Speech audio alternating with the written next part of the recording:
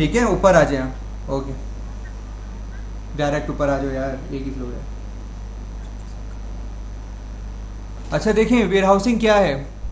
अच्छा आप ये टेंशन नहीं लें, जो भी नए लोग हैं क्या होती है सप्लाई चेन, कैसे होती है, और ये हम सब डिस्कस कर लेंगे। आपका थ्रू आउट जितना आप समझते हो कि आपको बैकअप पे पढ़ना था वो सब कवर हो जाएगा आगे। हम इसमें कहीं से भी कैसे भी स्टार्ट कर सकते हैं। आप पार्ट हो सप्लाई चेन की तो आप समहाउ जानते हो कि कैसे सप्लाई चेन चल रही है। अभी हम वेयर हाउसिंग पढ़ रहे हैं, जो भी प्रोडक्ट्स हम बनाते हैं, जो भी काम हम करते हैं। आप बीच में कोई भी क्वेश्चन करो आपके माइंड में आए, यू आर मोस्ट वेलकम। ठीक है, आप मुझसे बीच में कोई भी किसी किस्म का सवाल कर सकते हैं रिलेटेड टू टॉपिक ना उसके अलावा नहीं। ठीक है, और सप्लाई चेन से रिलेटेड बेसिकली।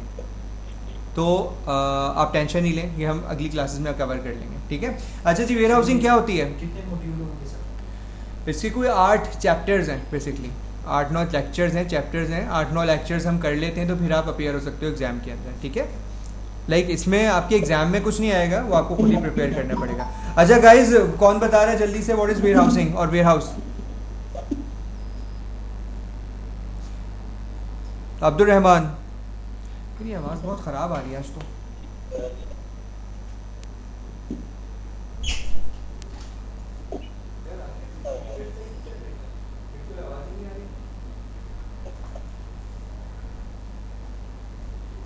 जी आज कोई बोलने के मूड में नहीं है क्या यार।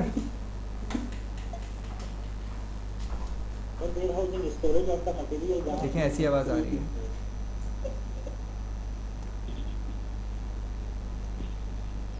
बोले। जी जी अब बोलिए, वेयर हाउसिंग बताएं, वेयर हाउसिंग क्या होती है। वेयर हाउसिंग आप अपना जो स्टॉक अपनी इन्वेंट्री को रखते हैं, ठीक है। तो सारे जो लॉज होता है inventory going in inventory going out, तो सारा रिकॉर्ड जो है सारा वहीं पर मेंटेन होता है वेयर हाउसिंग में। अच्छा गाइज ऐसा करें कि ये स्टूडेंट है, ठीक है, इसको पूछ लो और फिर इसको अंदर भेज देना। अच्छा गाइज ऐसा है कि आप लोग जब एक बंदा बोले ना अपना माइक वो ऑन करे, देन सेकंड जब बोले तो फिर बंद कर ले। पहले बोल दें कि कौन बोलना चाह रहा है। अब्दुल रहमान बताएं वेयर हाउसिंग क्या है।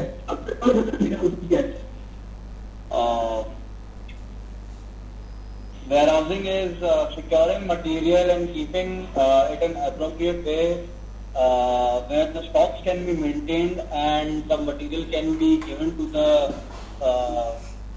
required line of area in a specific way. That's called warehousing. ठीक है, एनीबडी एल्स। उमैर आप बताइए। उमैर आपने सेशन अटेंड किया था वेयर हाउसिंग का।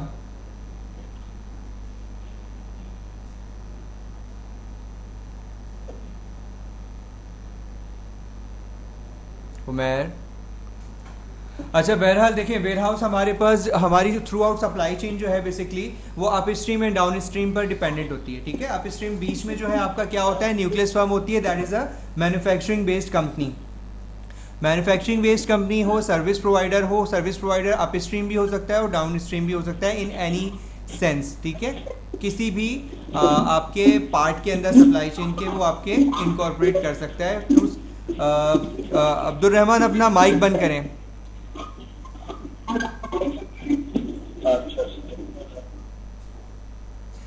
ठीक है।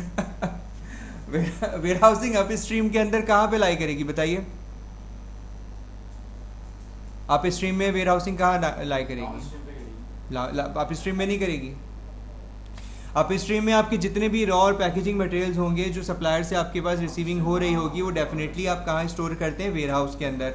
Ware house is a commercial building basically that is totally use for a business purpose for storage to your material और everything.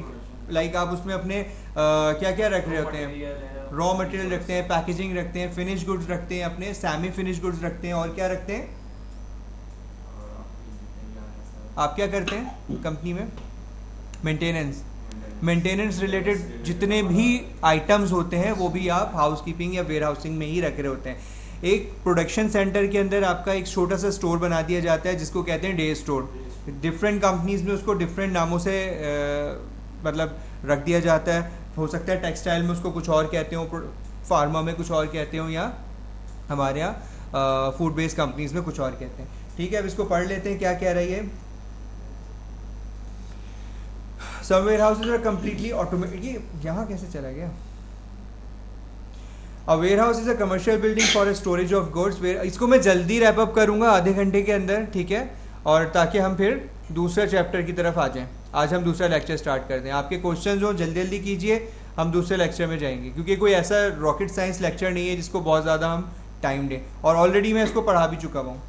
Warehousing is a commercial building for storage of goods. Warehouses are used by manufacturers, wholesalers, retailers, importers, exporters, customs. अब basically देखिए, जितने भी हम बात करते हैं importers और एक्सपोर्टर होते हैं, या इंपोर्टर्स की बात करें, बहुत सारे वेंडर्स हमारे पास इस किस्म के होते हैं जो कुछ मटेरियल्स इंपोर्ट कर रहे होते हैं, अपने पास रख रहे होते हैं। आपने शेरशाह की मार्केट देखी होगी, ठीक है, या फिर आपने बहुत सारे वेयरहाउसेज जिसको हम आम जबान में गोदाम कहते हैं, आपने शेरशाह और लियारी एक्सप्रेसवे के दोनों तरफ देखे होंगे, और हॉक्सवे की तरफ। वहाँ क्या है, वहाँ पे सारा लेफ्ट ओवर्स आ रहे होते हैं और रीयूज मटेरियल आ रहा होता है, ठीक है, कपड़े आ रहे हैं जिसमें शूज़ आ रहे हैं, जिसमें अच्छा चाइना से हमारे पास क्या आ रहा है, वहाँ बहुत ज़्यादा ज्वेलरी आ रही है, मेकअप आ रहा है, दैट इज़ न्यू समहाउ, ठीक है। और उसको हम लोग क्या कर रहे हैं, अब वो यूट्यूब पे या थ्रू डिफरेंट मीडियम्स एडवर्टीजमेंट करते हैं कि आप हमारे पास आओ और हमसे परचेज करो ऑन लोएस्ट रेट, और उसको जाके अपने कमर्शियली सेल करो।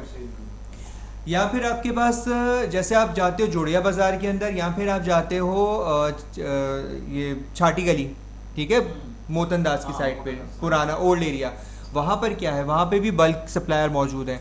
उनकी दुकानें तो बहुत छोटी छोटी है, लेकिन उनके गोडाउन्स या उनके जो वेयर हाउसेज हैं वो बहुत बड़े हैं, और समवेयर वहीं पे लोकेटेड हैं, जो कि इंपोर्ट कर रहे हैं आइटम्स को। वही चाइना का मेकअप वहाँ पे भी मिलेगा आपको, जो कि रेप्लिका है, फर्स्ट कॉपी और सेकंड कॉपी वो क्लेम कर रहे हैं। अगर आपको कभी सिर्फ just in sake of searching आप जाओ वहाँ पे और जाके ढूंढो इसी तरह की चीज़ें, भाई मेकअप नहीं, आप कुछ और जाके देख लो, आपको एक ही ब्रांड के डिफरेंट कैटेगरीज या टाइप्स के मटेरियल आपको मिल जाएंगे, ठीक है, हाँ, क्वालिटी वाइज, जिसका प्राइस में भी डिफरेंस होगा और आपको वो अलग अलग रेट पे भी दे रहा होगा। उस सब की वो वेयर हाउसिंग वहाँ पर कर रहे हैं, जो अब एंड यूज़र भी जाके ख़रीद सकता है और जाके रिटेलर भी जाके ख़रीद सकते हैं, बल्क में भी ख़रीद सकते हैं। सबके लिए रेट वो फिर अलग अलग मार्जिन पे सेट कर रहे होते हैं। वेयर हाउसेज वो ये कौन लोग थे, ये थे कौन, इम्पोर्टर्स थे, बल्क में क्वांटिटीज़ इंपोर्ट करते हैं, जिनको ये बिजनेस नज़र आता है। यहाँ पे वो एक दो पीसेस समहाउ नहीं दे रहे होते हैं, वो आपको पूरी लॉट का सौदा करना पड़ता है कि 500 पीसेस दो या फिर पर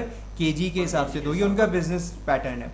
होलसेलर्स, मैन्युफैक्चरर्स, डेफिनेटली मैन्युफैक्चरर है तो उसको समहाउ अपनी, अगर वो किस पे काम कर रहा है, कौन सी स्ट्रेटजी पे काम कर रहा है, मेक टू स्टॉक पे, अगर वो मेक टू स्टॉक पर काम कर रहा है, एक स्ट्रेटजी है मेक टू स्टॉक, और दूसरी कौन सी है, मेक टू ऑर्डर।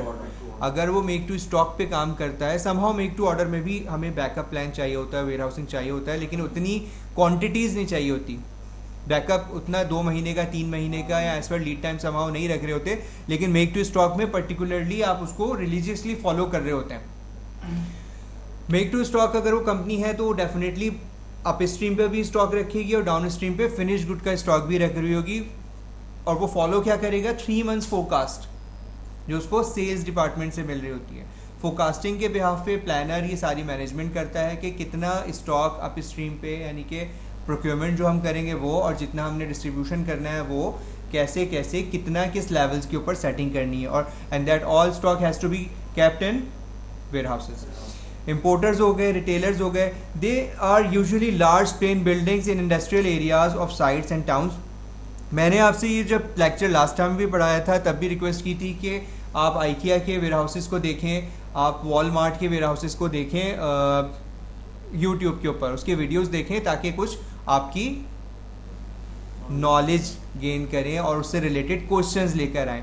हमारे यहाँ यूजुअली अभी इतनी ज़्यादा इनोवेशन नहीं आई है, हम अपने वेल डेवलप नहीं है, तो हमारे ज़्यादातर वेयर हाउसेज जो हैं वो मैनुअल ही काम कर रहे हैं। मैक्सिमम वहाँ पे फोकलिफ्टर्स होते हैं, मैक्सिमम वहाँ पे कन्वेयर्स लगे हुए होते हैं, इससे ज़्यादा हम लोग कोई काम नहीं कर रहे हैं। Today warehouses are not used to store things but rather to receive, breakdown, repackage and distribute components to a manufacturing location of finished products to customer। अब देखिए warehouse तो एक बिल्डिंग है जहाँ पे आप स्टोरेज, जहाँ पे आप स्टोरेज कर सकते हो, ठीक है, चेयर आगे करके इनके बीच में रख लो तो तुम्हें हवा आती रहेगी, वो वाली चेयर यहाँ रख लो, ठीक है। तो आप क्या करते हो वहाँ पे, वैसे तो main purpose to storage goods है वहाँ पे, लेकिन सेकेंडली क्या कर सकते हो, वहाँ पे हम उस स्पेस को यूज़ कर सकते हैं मैन्युफैक्चरिंग लोकेशंस और फिनिश गुड प्रोडक्ट के लिए, क्या break down, repackage, receive and distribute. बताते हैं अभी, ठीक है। आपने क्या करना है, बेसिकली आप एक मैन्युफैक्चरिंग कंपनी हो, जब एक मैन्युफैक्चरिंग कंपनी हो, थ्रू आउट पाकिस्तान आपके डिस्ट्रीब्यूटर बैठे हुए हैं, होलसेलर बैठे हैं, रिटेलर बैठे हुए हैं, अब आपने उसकी प्रॉपर एग्जीक्यूशन करनी है, डिस्ट्रीब्यूशन करनी है, जो काम आप कर रहे हो, ठीक है। अब वो होगी कैसे, ठीक है, ये क्या होगी, थ्रू प्लानिंग होगी। अप स्ट्रीम, डाउन स्ट्रीम हम 2 बात कर चुके हैं। डाउन स्ट्रीम का जो प्लानर होगा, जो कि आपकी एफजी की प्रोडक्ट्स देख रहा है, फिनिश गुड प्रोडक्ट, और उसकी सारी मूवमेंट देख रहा है, उसकी ट्रांसपोर्टेशन देख रहा है और एलोकेशन देख रहा है। सपोज आप कोई कंपनी हो, मैं कहता हूँ हिलाल फूड्स हो, आप हिलाल फूड्स में हो और आपने एलोकेशन करनी है, आपके वेयर हाउसेज हैं कंट्री वाइड, आपका एक इस्लामाबाद में है वेयर हाउस, लाहौर में है, पेशावर में है, कोयटा में है, आप ऐसी लोकेशंस को टारगेट करते हो जहाँ से एक्सेस टू कस्टमर इजी हो। आप किसी रिमोट एरिया में जाके नहीं बैठ जाओगे। अब मैं कराची में अगर मेरी फैक्ट्री है, मैं रोहड़ी में जाके, दादू लाड़काना में जाके अपना वेयर हाउस नहीं बनाऊंगा कि जस्ट एक बिल्डिंग ही तो चाहिए, वहाँ पे मुझे स्टोरेज ही तो करनी है। आप ऐसा नहीं करेंगे, आप ऐसी लोकेशन देखेंगे जहाँ से एक्सेस टू कस्टमर, आपका टारगेट कस्टमर कहाँ पर है, मेन पॉपुलेशन ऑफ कस्टमर कहाँ पर है। आप कहते हो मैं बच्चों का प्रोडक्ट बेचता हूँ, कन्फेक्शनरी बेच रहे हो, डेफिनेटली बच्चे टारगेट हैं। बच्चे कौन सी जगह के टारगेट हैं, कौन लोग ज़्यादा आपकी प्रोडक्ट खरीद सकते हैं, स्कूल गोइंग खरीदेंगे, उससे बड़े टीनेजर्स खरीदेंगे या ग्रोन अप्स खरीदेंगे। तो ये आप सेग्रीगेट करते हैं अपने कस्टमर को, उसकी पॉपुलेशन को, उन्हीं सिनेरियोज को देखते हुए आप अपनी क्या करते हैं, वेयर हाउसिंग, ईवीएम। और हम हिलाल की बहुत ज़्यादा बात करते हैं बार बार कि उसका केक क्यों पेनिट्रेट कर गया मार्केट में। देखें, हिलाल ने पायनियर है, सबसे ज़्यादा उसकी सेल है, 0 उसके पास % बैकअप प्लान बचता है जब वो केक प्रोड्यूस करता है। आपने ये देखा कि उसने टारगेट क्या किया, उसने मेन सिटीज़ को टारगेट किया, उसने टारगेट किया कराची, लाहौर, जितने बड़े बड़े शहर हैं ना, आपको सब हिलाल का प्रोडक्ट इजीली मिलेगा। उसके सारे वेयर हाउसेस बड़े शहरों पे हैं और बड़े शहरों के पास हैं। उसके डिस्ट्रीब्यूटर और होलसेलर भी वहीं अवेलेबल हैं, जो कि रिटेल आउटलेट्स को देते हैं डेफिनेटली, तो उसकी सेल बढ़ती है। लेकिन जो ईबीएम है, ईबीएम क्या करता है, उसकी ट्रांसपोर्टेशन बहुत इंपॉर्टेंट है, उसकी वेयर हाउसिंग, उसकी रीच हर जगह है। आपको थ्रू आउट पाकिस्तान ईबीएम का केक अभी मिल रहा होगा, आप ट्राई करें, ठीक है। आप अगर छोटे शहरों में भी जाते हैं, आप ईवीएम का केक देखेंगे, कप केक, तो आपको इजीली मिल जाएगा। क्यों? क्योंकि उसकी ट्रांसपोर्टेशन, वेयर हाउसिंग, उसकी लॉजिस्टिक सर्विसेज बहुत ज़्यादा ऑलरेडी डेवलप थी और वो बिस्किट्स के थ्रू एक सप्लाई चेन को सेटल कर चुका हुआ है। उसी सेटलमेंट के बिस्किट्स के अंदर उसने क्या स्टार्ट कर दिया, केक्स की डिस्ट्रीब्यूशन स्टार्ट कर दी। यहाँ क्या कह रहा है, some warehouses are completely automated with very few workers working inside. अब यूजुअली हो ये रहा है कि आप ऑटोमेशन की तरफ जा रहे हैं, आपके पास वो सीन नहीं है कि आप कम्प्लीटली मल्टीपल रैकिंग आपके पास लगा हुआ है और उसके ऊपर आपका जो बंदा है, आपकी लेबर है, वो उस पे से उतार रही है, चढ़ रही है, सारे काम आपकी कर रही है। लेकिन स्टिल बहुत सारी well developed, well known companies हैं जहां अभी भी ये हो रहा है। आप लोगों का कोई क्वेश्चन अगर हो तो आप लोग कर सकते हैं बीच में, ऐसा नहीं है कि आप जस्ट ऑनलाइन होके सब सो जाएं।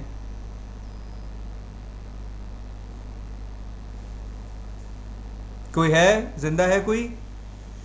जी सर है। अच्छा फिर ठीक है, ओके, क्वेश्चंस आने चाहिए भाई।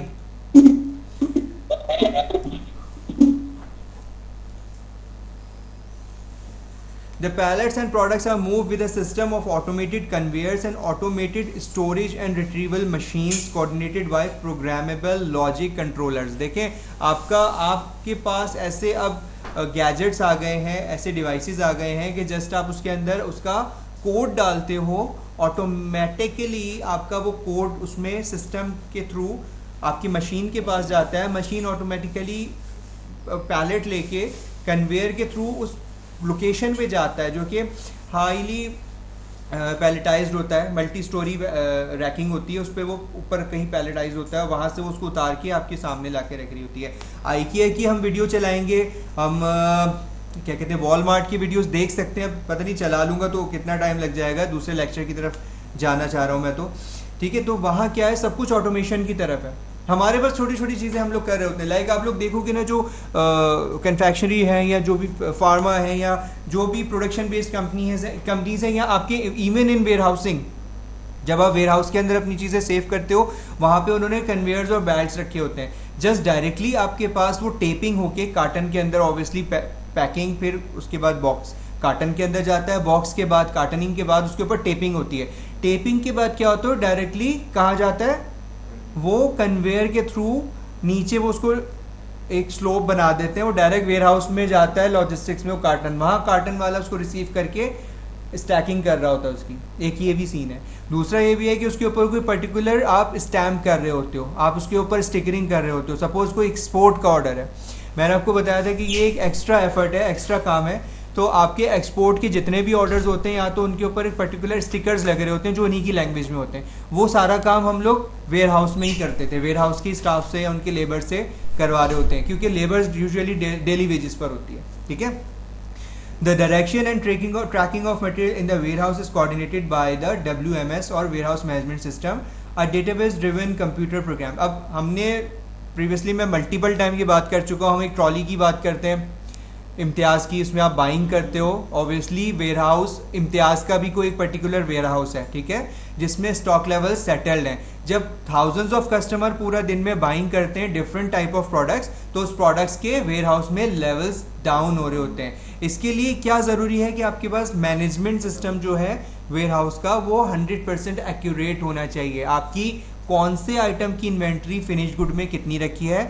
सिमिलरली आप स्ट्रीम के वेयर हाउस में रॉ मटेरियल्स की पैकेजिंग की इन्वेंट्री कितनी रखी है, क्यों, दोनों चीज़ों की एक्यूरेसी होनी चाहिए। आपके पास डेली स्टॉक रिपोर्ट आती है of finish goods, daily stock report आती है ऑफ पैकेजिंग और रॉ मटेरियल्स, क्यों, क्योंकि वहाँ आपको फर्दर प्रोडक्शन करनी है, तो आपको वहाँ से इशुएंस करानी है रॉ और पैकिंग मटेरियल्स की। यहाँ आपको प्रोडक्शन से जो मटेरियल रिसीव हुआ है बैच साइज के हिसाब से उसकी एंट्री करनी है सिस्टम में और उसको फिनिश गुड स्टोर में वेयर हाउस में रखना है। रखना क्यों है, उसकी 100% एक्यूरेट क्वांटिटी आप एंटर करोगे। सपोज मुझे आज डेली 2000 कार्टन प्रोड्यूस करता हूँ मैं डिंग डोंग बबल के, डेली 2000 ही इन हो रहे हैं। वो यकीन ज़रूरी तो नहीं है 2000 का एक बैच होता है तो 2000 ही है, वो 1800 भी हो सकता है, 1850 भी हो सकता है, 2100 भी हो सकता है, 2050 भी हो सकता है। ये आपका मार्जिन होता है कि जो आपका बैच साइज है, बैच में से कितने % एक्सेस और कितने % लेस आप प्रोड्यूस कर सकते हैं, ठीक है। तो उतने ही नंबर ऑफ कार्टन्स आप ट्रांसफ़र करते हो ना। होल आप जब पूरे मंथ की टोटल करते हो या वीक की टोटल करते हो तो आप ये देख सकते हो कि पूरा प्रोडक्शन आपने पूरा महीना या हफ्ता या इन डेज में कितना किया है।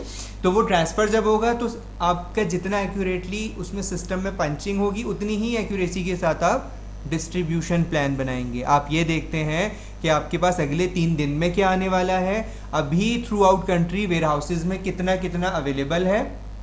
आप सेल ट्रेंड देखते हो ना, सेल ट्रेंड ऐसे ही देख रहे होते हो कि रिक्वायरमेंट कितनी जनरेट हो रही है। एक तरफ आपके पास रिक्वायरमेंट जनरेट हो रही होती है, वहीं दूसरा टेबल मैं आपको ये सब दिखा दूंगा, वहीं पे दूसरा टेबल अवेलेबल होता है जिसमें आपकी ऑन हैंड इन्वेंट्री नज़र आ रही होती है कि कहाँ लाहौर में इतना है, सखर में इतना है, कोयटा में इतना है, पेशावर में इतना है, कराची वेयर हाउस में इतना है, इस्लामाबाद में इतना है। हर प्रोडक्ट लिस्ट ऑफ आइटम्स होते हैं, तो लिस्ट ऑफ प्रोडक्ट्स हैं। मैं तो आपको एक आइटम बता रहा हूँ, सपोज डिंग डोंग ले रहे हैं, डिंग डोंग हर वेयर हाउस में throughout country different quantities होंगी। अब वो जो क्वांटिटीज़ हैं आपको मेंटेन करना पड़ता है एक स्टैंडर्ड। अब हर कंपनी ने अपना एक स्टैंडर्ड बनाया होता है, मुझे हर फिनिश गुड स्टॉक जो है हर लेवल पे 10 दिन का मेंटेन करना है, ठीक है। 10 दिन का मेंटेन करना है, इसका मतलब है जो स्टॉक इन ट्रांजिट है, कुछ स्टॉक इन ट्रांजिट होगा, जो मैंने कल गाड़ी निकाली थी वो इन ट्रांजिट हो जाएगा, जो मैं आज निकालूंगा वो भी इन ट्रांजिट होगा, जो मैंने भेज दिया था 3 दिन पहले वो पहुंच चुका होगा, तो स्टॉक इन हो गया। अब वो जब भी कोई लिफ्ट करेगा तो उस स्टॉक में से लिफ्ट करेगा। और ये सारा कुछ जितना भी पोर्टल पे आपके पोर्टल पे शेयर होता है, सपोज आप जितने लोग बैठे हो सब मेरे कस्टमर्स हो, यानी कि आप समहाउ आप होलसेलर हो, आप रिटेलर हो, आप कोई भी डिस्ट्रीब्यूटर हो और मैं कोई एक मैन्युफैक्चरिंग कंपनी हूँ, आपको मैंने मल्टीपल पासवर्ड्स के साथ आपके मतलब पर्टिकुलर पासवर्ड्स के साथ आपको पोर्टल पे लिंक शेयर किया हुआ है, जहाँ आपको विजिबिलिटी किस चीज़ की है, मेरी इन्वेंट्रीज की है। अब आप उसी लिहाज से उसके प्राइसिंग शो हो रही है और वो आपसे उस लिहाज से प्राइसिंग भी वो होगी जो मेरी आपसे टर्म्स एंड कंडीशन सेटल हुई हुई होंगी। वो आप पोर्टल पे देख के इन्वेंट्री बुक करते हैं, ऑर्डर बुक कर रहे होते हैं। क्लियर हो रहा है, यानी कि सब काम ऑनलाइन हो रहा है। आप फिजिकल मेरे पास आते नहीं हो कि लाहौर में मेरा वेयर हाउस है तो आप वहाँ आओगे, देखोगे, अच्छा ये इतना इतना इतना पड़ा हुआ है और आप उसको लिफ्ट करोगे, ठीक है। अब ऐसा सिचुएशन नहीं है। पोर्टल पे आप सारी बुकिंग करते हैं, पोर्टल पे हमारे कंसाइनमेंट्स बनते हैं, जो ये सारे टर्म्स हमने अभी पढ़े, ब्रेक बल्क, रीपैकेजिंग और क्रॉस डॉक। डिस्पैच। अरे वो तो फिर उसके बाद डिस्पैच ही होगा ना। ठीक है, सब हम करके अभी हम पढ़ रहे हैं आगे, फिर उसके डिस्पैचेस अलाइन करते हैं एज पर कस्टमर रिक्वायरमेंट। अरे आप तो ऑनलाइन थे भाई, सर आ गया ना। गाड़ी में थे क्या? हाँ गाड़ी में बैठ के ऑनलाइन हो? सर हाँ। ड्राइव कर रहा था तो ड्राइव करते हुए ऑनलाइन कौन होता है भाई? मैं। वो असद आ रहे हैं या नहीं आ रहे? सुबह तो मिल गए थे वो मुझे। सर सुबह मिल गया, नया बॉस आया ना उसके सर में भी। बॉस चेंज हो गया उसका? हाँ, वो थोड़ा सा मैं जब जा रहा हूँ तो मुझे ये कहते हैं सर आपकी बड़ी मजे की टाइमिंग है। मैं आज लेट हो गया, 10:30 बजे गया असल में ऑफिस। पूरा साइड एरिया जाम था आज। अच्छा। मैं पिछले कोई 1.5 घंटे से ट्रैफिक में हूँ। अच्छा। Yes. मैं अभी वापस घूम के सीमेंस औरंगी से I went to Lyari express और वहाँ से फिर मैं यहाँ आया। अच्छा, इतना घूम कर आए हो। चलो फाइनली रेस्ट करो भाई, सांस ले लो। अच्छा जी, बाकी क्या है? The WMS is used to logistics personnel to improve the efficiency of the warehouse by directing putaways and to maintain accurate inventory by recording warehouse transactions। इसका क्या बात हुआ, ये इसका क्या मतलब हुआ? हमने यही जो अभी सारी बात की कि आपका WMS वेयरहाउस मैनेजमेंट सिस्टम जो आके आपसे आपके प्लानिंग मॉड्यूल से आपके सप्लाई चेन से सबसे लिंकअप होता है, ये बहुत ज़्यादा कॉम्प्लिकेटेड चीज़ें हो रही होती हैं। देखो वेयरहाउस वाले जितना स्टाफ है ना, बहुत रिस्पॉन्सिबल इस चीज़ के लिए कि वो इन्वेंट्री एक्यूरेट दे। कहीं इन्वेंट्री में प्रॉब्लम है तो वो फिर आपके लिए प्रॉब्लम क्रिएट करेगा डेफिनेटली। आपकी जो स्टॉक रिपोर्ट है उसमें बहुत ज़्यादा सेग्रीगेशन हुई भी होती है। लास्ट मैंने बताया था, तुमने रमज़ान में क्लास ली थी कि हमारे पास उसमें सेक्शंस होते हैं। सही है, कैसे सेक्शंस होंगे? आपकी इन्वेंट्री का नाम होगा, कोड होगा। Code is for tracking. आपका इन्वेंट्री का नाम होगा, इन्वेंट्री का यूनिट ऑफ मेजरमेंट होगा, that is for each. Count कर रहे हो उसे, यूनिट काउंट कर रहे हो, केजी में काउंट कर रहे हो, वो होगा। उसके बाद क्या होगा? इन्वेंट्री की पोजीशन क्या है? इन्वेंट्री जो मटेरियल आया है वो क्वारंटीन है, मतलब जो भी एवरी मटेरियल जो कि करंटली डिलीवर्ड होता है वो क्वारंटीन कर दिया जाता है, जो कि क्वालिटी उसको जब तक चेक ना कर ले क्वालिटी डिपार्टमेंट। आफ्टर चेकिंग और अप्रूविंग बाय क्वालिटी डिपार्टमेंट हम उसको क्वारंटीन से रिलीज एरिया में इशू कर देते हैं, यानी कि वो एक सेपरेट लोकेशन बनी हुई होती है, हर वेयर हाउसेज में होती है, स्ट्रिक्टली फॉलो होती है फार्मास्यूटिकल्स में। ठीक है, वहाँ भी होती है, FMCGs में भी होती है। मैंने स्टार्ट करा थी। आपने किया क्वारंटीन स्टार्ट किया? पूछ रहे थे मुझसे। बेस सैंपल को रेफरेंस बनाते हुए any chemical that needs to be offloaded needs to be checked with the base sample now. And when it is verified with the base sample from our central lab, then the material gets offloaded. So this is what I could do. तो मैंने उसको थोड़ा सा correlate करते हुए इस चीज को apply किया। नहीं, in other sense you can do this for your all materials, like आप जो whatever you are supplying। every material अभी सिर्फ chemical है, ऐसा ऐसा करके इसको general space पे लेके आऊँगा, मतलब like अभी तो ये is just start। अच्छा, ये उसी से लिंक अप है जो हमने बात की थी। Yes. ओके, देखो ना, आपका फिनिश गुड है, आप जो भी प्रोड्यूस कर रहे हो, जो भी आपका फिनिश गुड है, आप कपड़ा बना के दे रहे हो, आप उसको पैंट्स बना के दे रहे हो या कटेड फॉर्म में स्टिच दे रहे हो, तो सबके ऊपर ये चीज़ होती है ना इम्प्लीमेंट। तो हर चीज़ के लिए आप सेक्शन बना दो, भले आपका FG में लाइक FG का स्टॉक है तब भी क्वारंटीन होता है, और अगर आपका आप स्ट्रीम का वेयर हाउस है वहाँ भी होता है, वो तो डेफिनेटली हो गई। चलें, यहाँ क्या डिपेंड करता है? आपका जो स्टॉक रिपोर्ट है बेसिकली वो ये दिखा रहा होता है कि आपका कितना स्टॉक क्वारंटीन है, यानी कि दैट इज़ अनयूज मटेरियल, वो that is part of your inventory but you can not use until उसके ऊपर एक टैगिंग हो जाए, किसकी? QC अप्रूवल की। उसके बाद वो कहाँ जाएगा? रिलीज होने के बाद। अच्छा, कुछ मटेरियल्स आपके पास ऑलरेडी रखे होंगे जो कि रिजेक्टेड होंगे। मैं एक मटेरियल की बात कर रहा हूँ। फॉर एग्जाम्पल हम कहते हैं कि हम डिंग डोंग के लिए गम बेस होता है जिससे बबल गम बनती है, हम वो ले रहे हैं। ठीक है, गम बेस जो है कुछ क्वांटिटी ऑलरेडी स्टॉक में है, that is for that is useful. ठीक है, आप उसको कर सकते हैं, यूज़ कर सकते हैं। और कुछ क्या है, कुछ क्वांटिटी आपकी रिजेक्टेड है, कुछ क्वांटिटी आपकी होल्ड है ड्यू टू एक्सपायर्ड। एक रिजेक्टेड है due to other reason, expired जो है वो अलग रीज़न है। फिर एक नई डिलीवरी आई है, वो क्या है? वो क्वारंटीन है। वो रिलीज़ होगी तो कहाँ जाएगी? रिलीज स्टॉक में ऐड अप हो जाएगी, जो कि हम यूज़ कर सकते हैं। इसी तरह से आपके पास और कुछ सेक्शंस होते हैं इसमें, ये पूरे कॉलम्स बने हुए होंगे। एट द एंड आप देखोगे कि सबका टोटल आ रहा होगा। यानी कि जितने भी टाइप ऑफ स्टॉक्स आपके पास रखे हैं उस गमबेस के, वो टोटल में आएगा। सपोज टोटल में आपके पास आ रहा है 20 टन, लेकिन आउट ऑफ 20 टन आपके पास कितना यूजेबल है? वो सिर्फ 8 टन है जो कि रिलीज है। रिजेक्टेड नहीं यूज़ कर सकते, होल्ड नहीं यूज़ कर सकते, एक्सपायर्ड नहीं यूज़ कर सकते, आप क्वारंटीन नहीं यूज़ कर सकते, ठीक है। तो आपको बड़ा देख कर मैनेज करनी पड़ती है चीज़ें। इन द सेम सिचुएशन आप क्या करते हो? FG स्टोर में आपके पास जब फिनिश गुड के अंदर कोई प्रोडक्ट ट्रांसफ़र होता है, कोई बैच ट्रांसफ़र हुआ, FG क्या है? Finish good. फिनिश गुड में जो भी कोई चीज़ ट्रांसफ़र होता है, कोई भी प्रोडक्ट अब डिंग डोंग प्रोड्यूस कर दिया आपने, डेली बेसिस पे वो ट्रांसफर्स हो रहे हैं या कपकेक आप दे रहे हो। अब क्वालिटी डिपार्टमेंट उस बैच को इंस्पेक्ट करेगा कि हाँ ये यूजेबल है कि नहीं है, आप इसको इशू कर सकते हैं। वो ओके करेगा, उसका कोई लीड टाइम 48 आवर्स का होता है, 24 आवर्स का होता है, या समटाइम्स 8 आवर्स का भी होता है। अब क्योंकि बहुत ज़्यादा फ्रीक्वेंट चीज़ें मूव करनी होती हैं तो आपको 8 आवर्स रिड्यूस करते करते उसको 8 आवर्स पे कर दिया। फार्मा के जो है रिलीजियसली फॉलो करनी पड़ती है हमें चीज़ें कि नहीं भाई इतना है टाइम, तो क्यों? क्योंकि लाइफ सेविंग ड्रग्स भी हो सकती हैं उसमें, आप खाते हो, इंजेक्टेबल्स होते हैं, एडिबल्स होती हैं, तो वो सब उसके ऊपर कोई कंप्रोमाइज़ नहीं है, बिल्कुल टेम्परेचर कंट्रोल होती हैं। तो आप फिर उसको जब फिनिश गुड में ट्रांसफ़र करते हैं तो वहाँ से रिलीज होके फिर आप उसकी एलोकेशन कर रहे होते हैं। वो रिलीज स्टॉक शो हो रहा होता है आपके पास सारा। वहाँ भी कुछ डैमेज स्टॉक होता है आपके पास, डैमेज के कॉलम में आएगा, एक्सपायर्ड भी आ रहा होगा, वो यूज़ नहीं कर सकते। तो वहाँ की जो स्टॉक रिपोर्ट फिनिश गुड की होगी वो फिनिश गुड प्लानर के लिए, प्लानर भी 2-3 तरह के होते हैं, बताया था आपको। फिनिश गुड यार, फिनिश प्रोडक्शन के बाद जो भी FG में आएगा, FG इज फिनिश गुड यार, क्या हो गया तुम्हें? ठीक है, आगे चलें।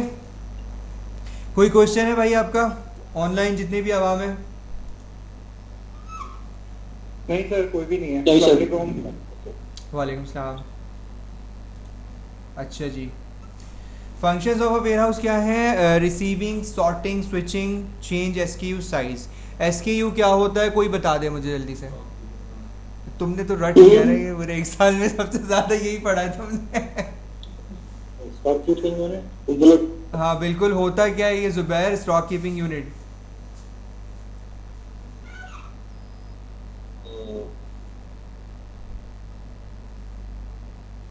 भाई कोई चांस तो लो। अब्दुल्ला,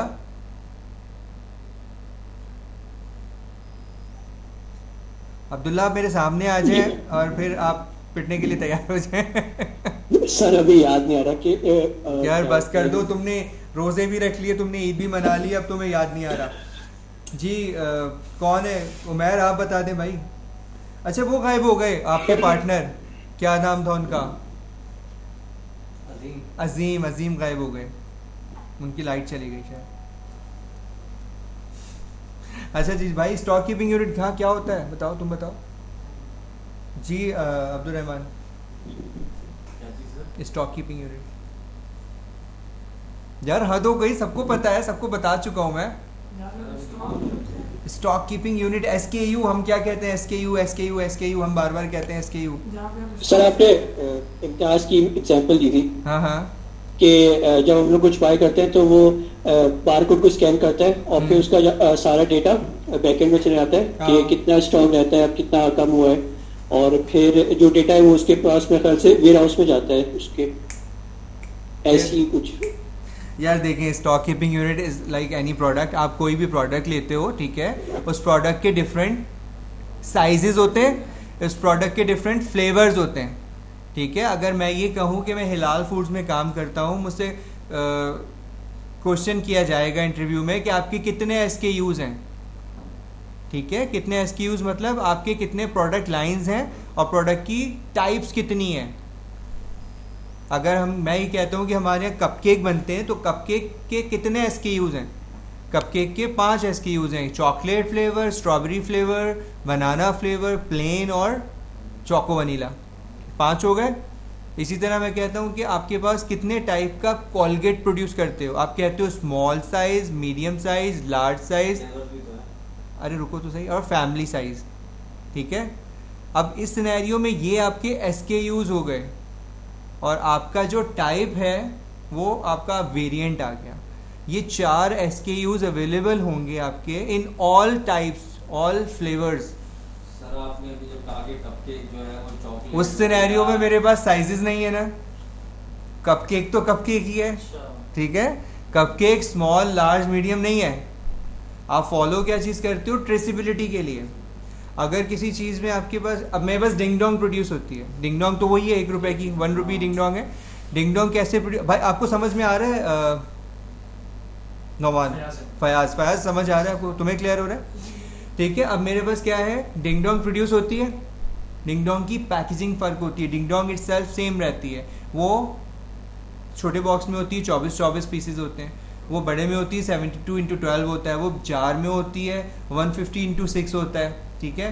फिर एक और अलग, हाँ भी थोड़ा थोड़ा याद रह गया है ठीक है। तो ये क्या है, डिफरेंट काइंड ऑफ पैकेजिंग है, तो हम उसके डिंग डोंग के SKUs काउंट करते हैं। और उसके वेरिएंट्स कितने हैं, ding dong vanilla, ding dong strawberry, ding dong strawberry पिट गई थी आके, बड़ी बुरी तरह से फ्लॉप हुई थी। हमने तो एक ही डिंग डोंग खाई है, एक ही है, वो एक ही चलती है, बड़ा कहा था मत करें उसके। मैं निकलते तक उसके जो लेफ्ट ओवर्स थे ना, वो मैं डिस्पोज ऑफ करवा रहा था, उसके फॉर्म्स फिल कर करके दे रहा था कि यार इसको डिस्पोज ऑफ करवा दो। बहरहाल उसके फिर 3 और फ्लेवर्स निकाले थे इन्होंने, वो भी बहुत बुरी तरह फ्लॉप हुए हैं। सर इनका तो एक ही टेस्ट है सर मार्केट में। यार वनीला ही है ना, वही फ्लेवर चलता है, टूटी फ्रूटी सॉरी, वनीला कह रहा हूँ, टूटी फ्रूटी फ्लेवर चलता है, टूटी फ्रूटी नहीं सॉरी, वनीला, ठीक है। तो वो फ्लेवर चलता है। इन्होंने अभी 3 नए डिंग डोंग निकाले थे, कलरफुल टाइप के, मल्टी कलर थे वो, तो वो मैं तभी कह रहा था नहीं चलेगा, मेरे होते हुए निकाले थे। तो देन वो फिर आफ्टर सम टाइम अल्टीमेटली वो भी बंद हो गए, ठीक है। अच्छा जी, क्या हुआ, बोलो ना अरे आप ही बंद कर नहीं भाई अच्छा, इस तरह एक फ्रेशअप भी आई थी यार, बड़ा वो जो भी प्रोडक्ट लॉन्च हो रहा होता था, जो भी SKU आपका लॉन्च हो रहा था या वेरिएंट, बड़ा पेनफुल प्रोसेस होता है उसकी डेवलपमेंट करना, उसकी प्रोक्योरमेंट करना, उसको सिस्टम में इन कराना, उसको प्रोडक्शन कराना, उसको मार्केट करना, उसकी कैंपेन स्टार्ट होती है बाकायदा, पूरे एडवर्टाइजमेंट होता है, सब कुछ होता है। और उस सब जब तक वो ऑनलाइन होता है ना, ऑन एयर होता है, आपको वो चीज़ अवेलेबिलिटी उसकी करनी पड़ती है, मेक श्योर। ये बड़ा पेनफुल प्रोसेस होता है हर SKU के लिए। तो वहाँ पे यार वो, और जब वो प्रोडक्ट फ्लॉप हो जाए बस, और अगर खुदा ना खास्ता वो चल जाए तो बस वो तो उससे ज़्यादा दुगना सदमा होता है। बहरहाल वहाँ एक फ्लेवर लॉन्च कर रहे थे लोग, फ्रेशअप का था नाम, मुझे याद नहीं आ रहा फ्लेवर का। बेसिकली वो जब मैंने ट्राई किया ना, जब R&D सैम्पलिंग कराती है ना, तो पूरे उस पर कराती है पहले एम्प्लॉइज़ पे। तो मैं R&D में, मेरे दोस्त थे, बराबर में डिपार्टमेंट था, मैं वहाँ से चीज़ें ला के खाता रहता था कन्फेक्शनरी की। तो वो जो बबल मैंने खाई, उससे मेरा गला बंद हो गया, आवाज़ नहीं निकल रही थी नेक्स्ट डे। तो मैंने आके पूछा यार ये फ्लेवर किसने आवाज नहीं निकल रही तो पूछा क्या, मतलब लाइक यार अभी ऐसा भी नहीं था कि बिल्कुल, लेकिन बहुत वर्स्ट कंडीशन हो गई थी, कम्प्लीटली सोर थ्रॉट। तो मैंने उसके हेड से पूछा, मैंने कि किसने पहले इसके किया है, तो ओनर ने किया है, उनके बेटे को पसंद आया था, बाहर गए थे तो हमने ये करवा दिया इनका, ज़बरदस्त, अब बड़ा अच्छा होने वाला है सबका गला। बहरहाल जिसको सूट कर जाए, लेकिन वो टेस्ट वाइज इतनी अच्छी नहीं थी, बहुत शार्प थी, खाओ ना तो सीधी गले में लगनी थी। मार्केट में आई थी लेकिन इतना अच्छा रिस्पॉन्स नहीं आया।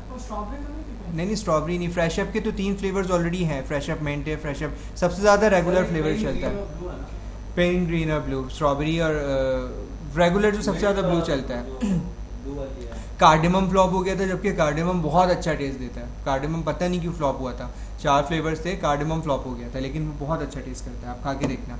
अच्छा जी, आगे चलते हैं तो ये सारे काम जो है वो वेयर हाउसेज में परफॉर्म हो रहे होते हैं, जो हमने यहाँ पे पीछे पढ़े। वेयर हाउस मैनेजमेंट सिस्टम की हमने बात की, स्टॉक रिपोर्ट की हमने बात की। अब हो क्या रहा होता है, फंक्शन ऑफ वेयर हाउसेज क्या है, receiving, storing, switching, change SKU size. इस SKU साइज के ऊपर हमने ये सारी डिबेट की थी कि SKU क्या होता है। अभी क्लियर है सबको भाई जी, ऑनलाइन पार्टी सारे सबको ओके यार, प्लीज इसको आज 8:54 PM हो रहा है, आज डेट क्या है, 4th of जून है, ठीक है। और इसको आप लिख लें कि मैंने बता दिया है, और नेक्स्ट टाइम मुझे ये मत कहिएगा कि हमें नहीं पता और अजीब अजीब इम्तियाज़ की एग्जाम्पल मत दीजिएगा यार अब्दुल्ला प्लीज़। सही सर, ठीक है। अच्छा, अलाउज स्टॉक रोटेशन, यानी कि FIFO LIFO, first in first out and last in first out. आपको समटाइम्स ये करना पड़ता है कि जो स्टॉक बाद में आया है आप उसको पहले रिलीज करते, पहले इशुएंस कर रहे होते हो, रादर कि आपके पास जो पहले आया आप उसको पहले इशू करो। सर लेकिन इसमें कंडीशन तो यही होगी ना कि या तो उसकी प्रोडक्शन डेट है वो पुरानी हो, या उसकी शेल्फ लाइफ कम हो, जो बाद में माल आया, समथिंग लाइक दैट। एग्जैक्टली या तो आपकी शेल्फ लाइफ कम है, चलो ये हो सकता है जो बाद में मटेरियल रिसीव हुआ है उसकी शेल्फ लाइफ कम है, आप उसको एक कर सकते हो। लेकिन होता ये कि जो पहले रिसीव हुआ था बेसिकली उसके साथ कोई मसला है, वो स्टॉक होल्ड हो गया और एज पर योर नीड आपके पास अर्जेंसी है, आपका प्रोडक्शन प्लान सेटल्ड है, या फिर आपने जब ट्रांसफ़र किया फिनिश गुड्स के अंदर वहाँ कोई डैमेजेस हो गए, थेफ्ट हो गया मटेरियल, कोई भी प्रॉब्लम हो सकती है, या जिस ट्रांसपोर्टेशन के थ्रू आपने वो भेजा था वो लाड़काना से घूम के कराची आ रही है ना, जबकि आना चाहिए था उसको थ्रू आउट सीधा स्ट्रेट कराची, तो ये सारे मिसहैप्स हो सकते हैं, उसको कोई एक्सीडेंट हो सकता है बेसिकली, ठीक है। तो यूजुअली जो ट्रांसपोर्टेशन के लोग होते हैं वो घर पे जाके सो जाते हैं उस गांव से घुमाते हैं जहाँ से उनका घर पड़ता है। Buffer stock for customers retail और कमर्शियल, बफर स्टॉक डेफिनेटली जो मेन पर्पस है वेयर हाउसेस का वो बफर स्टॉक क्रिएशन ही है। Command and control centre inventory control enables off the shelf GIT for customers. अच्छा ये ऑफ द शेल्फ जीआईटी क्या है? जीआईटी पढ़ चुके हैं मेरे ख्याल से अक्सर लोग, जीआईटी पढ़ लिया ना भाई, आपने भी पढ़ लिया यार, हद हो गई। जस्ट इन टाइम तो याद है, होता क्या है वो बताएं। अरे यार इतनी लेट एंट्री मारी आपने 1 घंटे बाद। थोड़ा सा क्या ज़्यादा सा करते। अच्छा भाई बताएं ऑफ द शेल्फ जीआईटी क्या है फॉर कस्टमर्स? यार अब्दुल्ला बताओ, ये तो तुम बताओ, अभी बोले। जीआईटी जस्ट इन टाइम जब मतलब ज़रूरत हो तभी। ठीक है, ऑफ द शेल्फ क्या है? अब ये नहीं बता सकते यार ऑफ द शेल्फ अभी तो आपने बात की इम्तियाज़ की, आपके जितनी शेल्विंग होती है, जितने सुपर स्टोर्स होते हैं, जितने लाइक हमारे पास तो जो भी कॉन्सेप्ट है स्टोर्स का वो यही है, इम्तियाज़, मेट्रो, ये बहुत छोटे हैं। अगर आप वर्ल्ड वाइड बात करो, मैंने आप लोगों को एक लिंक भेजा था, आई बिलीव किसी ने भी उसको क्लिक करके नहीं देखा होगा ग्रुप के ऊपर, नहीं देखा ना? देखा लिंक भेजा था परसों, कल मैंने या परसों। ओ माय गॉड, अगर वो नहीं होता तो तुम देख लेते है ना, तुम सब पढ़ लेते ना। वेयर हाउस कर रहे हैं और काफ़ी सारे लोगों का रह गया था यार। ये लिंक मैंने इसी ग्रुप पे भेजा हुआ है, आप लोग अदर देन फ्राइडे इस ग्रुप को देखते तक नहीं है। ये एक और जाइंट चेन है वॉलमार्ट के अलावा, ठीक है, अमेरिकन बेस्ड जाइंट चेन है, क्रोगर है, पता नहीं क्रोगर है किसी। तो इसका भी मैंने लिंक भेजा था कि उन्होंने पाकिस्तानी प्रोडक्ट्स को प्लेसमेंट कर दिया बेसिकली। आप जब उस पर जाते हो तो शान फूड के मसाले अब अमेरिका में भी अवेलेबल हैं ईजीली। तो इस रिटेल चेन ने, और ये बहुत बड़े बड़े स्टोर्स हैं आप देखो तो उन्होंने ये रखा है। तो मैंने इसलिए भेजा था कि यार आप लोग पढ़ोगे, खोलोगे, उसको सर्च करोगे, उसकी वीडियो देखोगे, यार मतलब हद है। नहीं पर्सनली क्यों भेजूंगा भाई, आप एडमिशन ले लेंगे तो मैं आपको ग्रुप पे भेजूंगा, आपके मेरे पर्सनल टर्म्स थोड़ी यही मैं कह रहा हूँ नहीं तो जब आप अगर ले लेते हो तो फिर आपको सारा स्टफ मिलेगा ना, ठीक है। अच्छा जी, JIT ऑफ द शेल्फ का मतलब यही था कि बैकएंड पे जितना आपका स्टाफ होता है, आप जब इम्तियाज़ जाते हो किसी भी स्टोर में जाते हो तो वहाँ पे उनके रेप्स खड़े होते हैं, रिप्रेजेंटेटिव्स, ठीक है। वो क्या कर रहे होते हैं, वो लोग उसकी मॉनिटरिंग कर रहे होते हैं, और बैकएंड पे उनका एक बेचारा लड़का बैठा होता है स्टोर पे कोने में ना, वो जल्दी जल्दी ला के चीज़ें फिर से बिल्कुल एग्जैक्टली रिफिल कर रहा था। Provides a more local market presence. More local market presence कैसे हो गई? क्या किया हमने? लोकल मार्केट प्रेजेंस हमने यही बात की कि आपके जहाँ पे आपका कस्टमर होता है, मेन कस्टमर फोकस्ड आप जहाँ पर होते हो कि उसी जगह पर आपकी प्रेजेंस होती है, देन आप उसको वहीं डिस्ट्रीब्यूशन कर रहे होते हैं, ठीक है। सर ये बफर स्टॉक दोबारा बता देगा।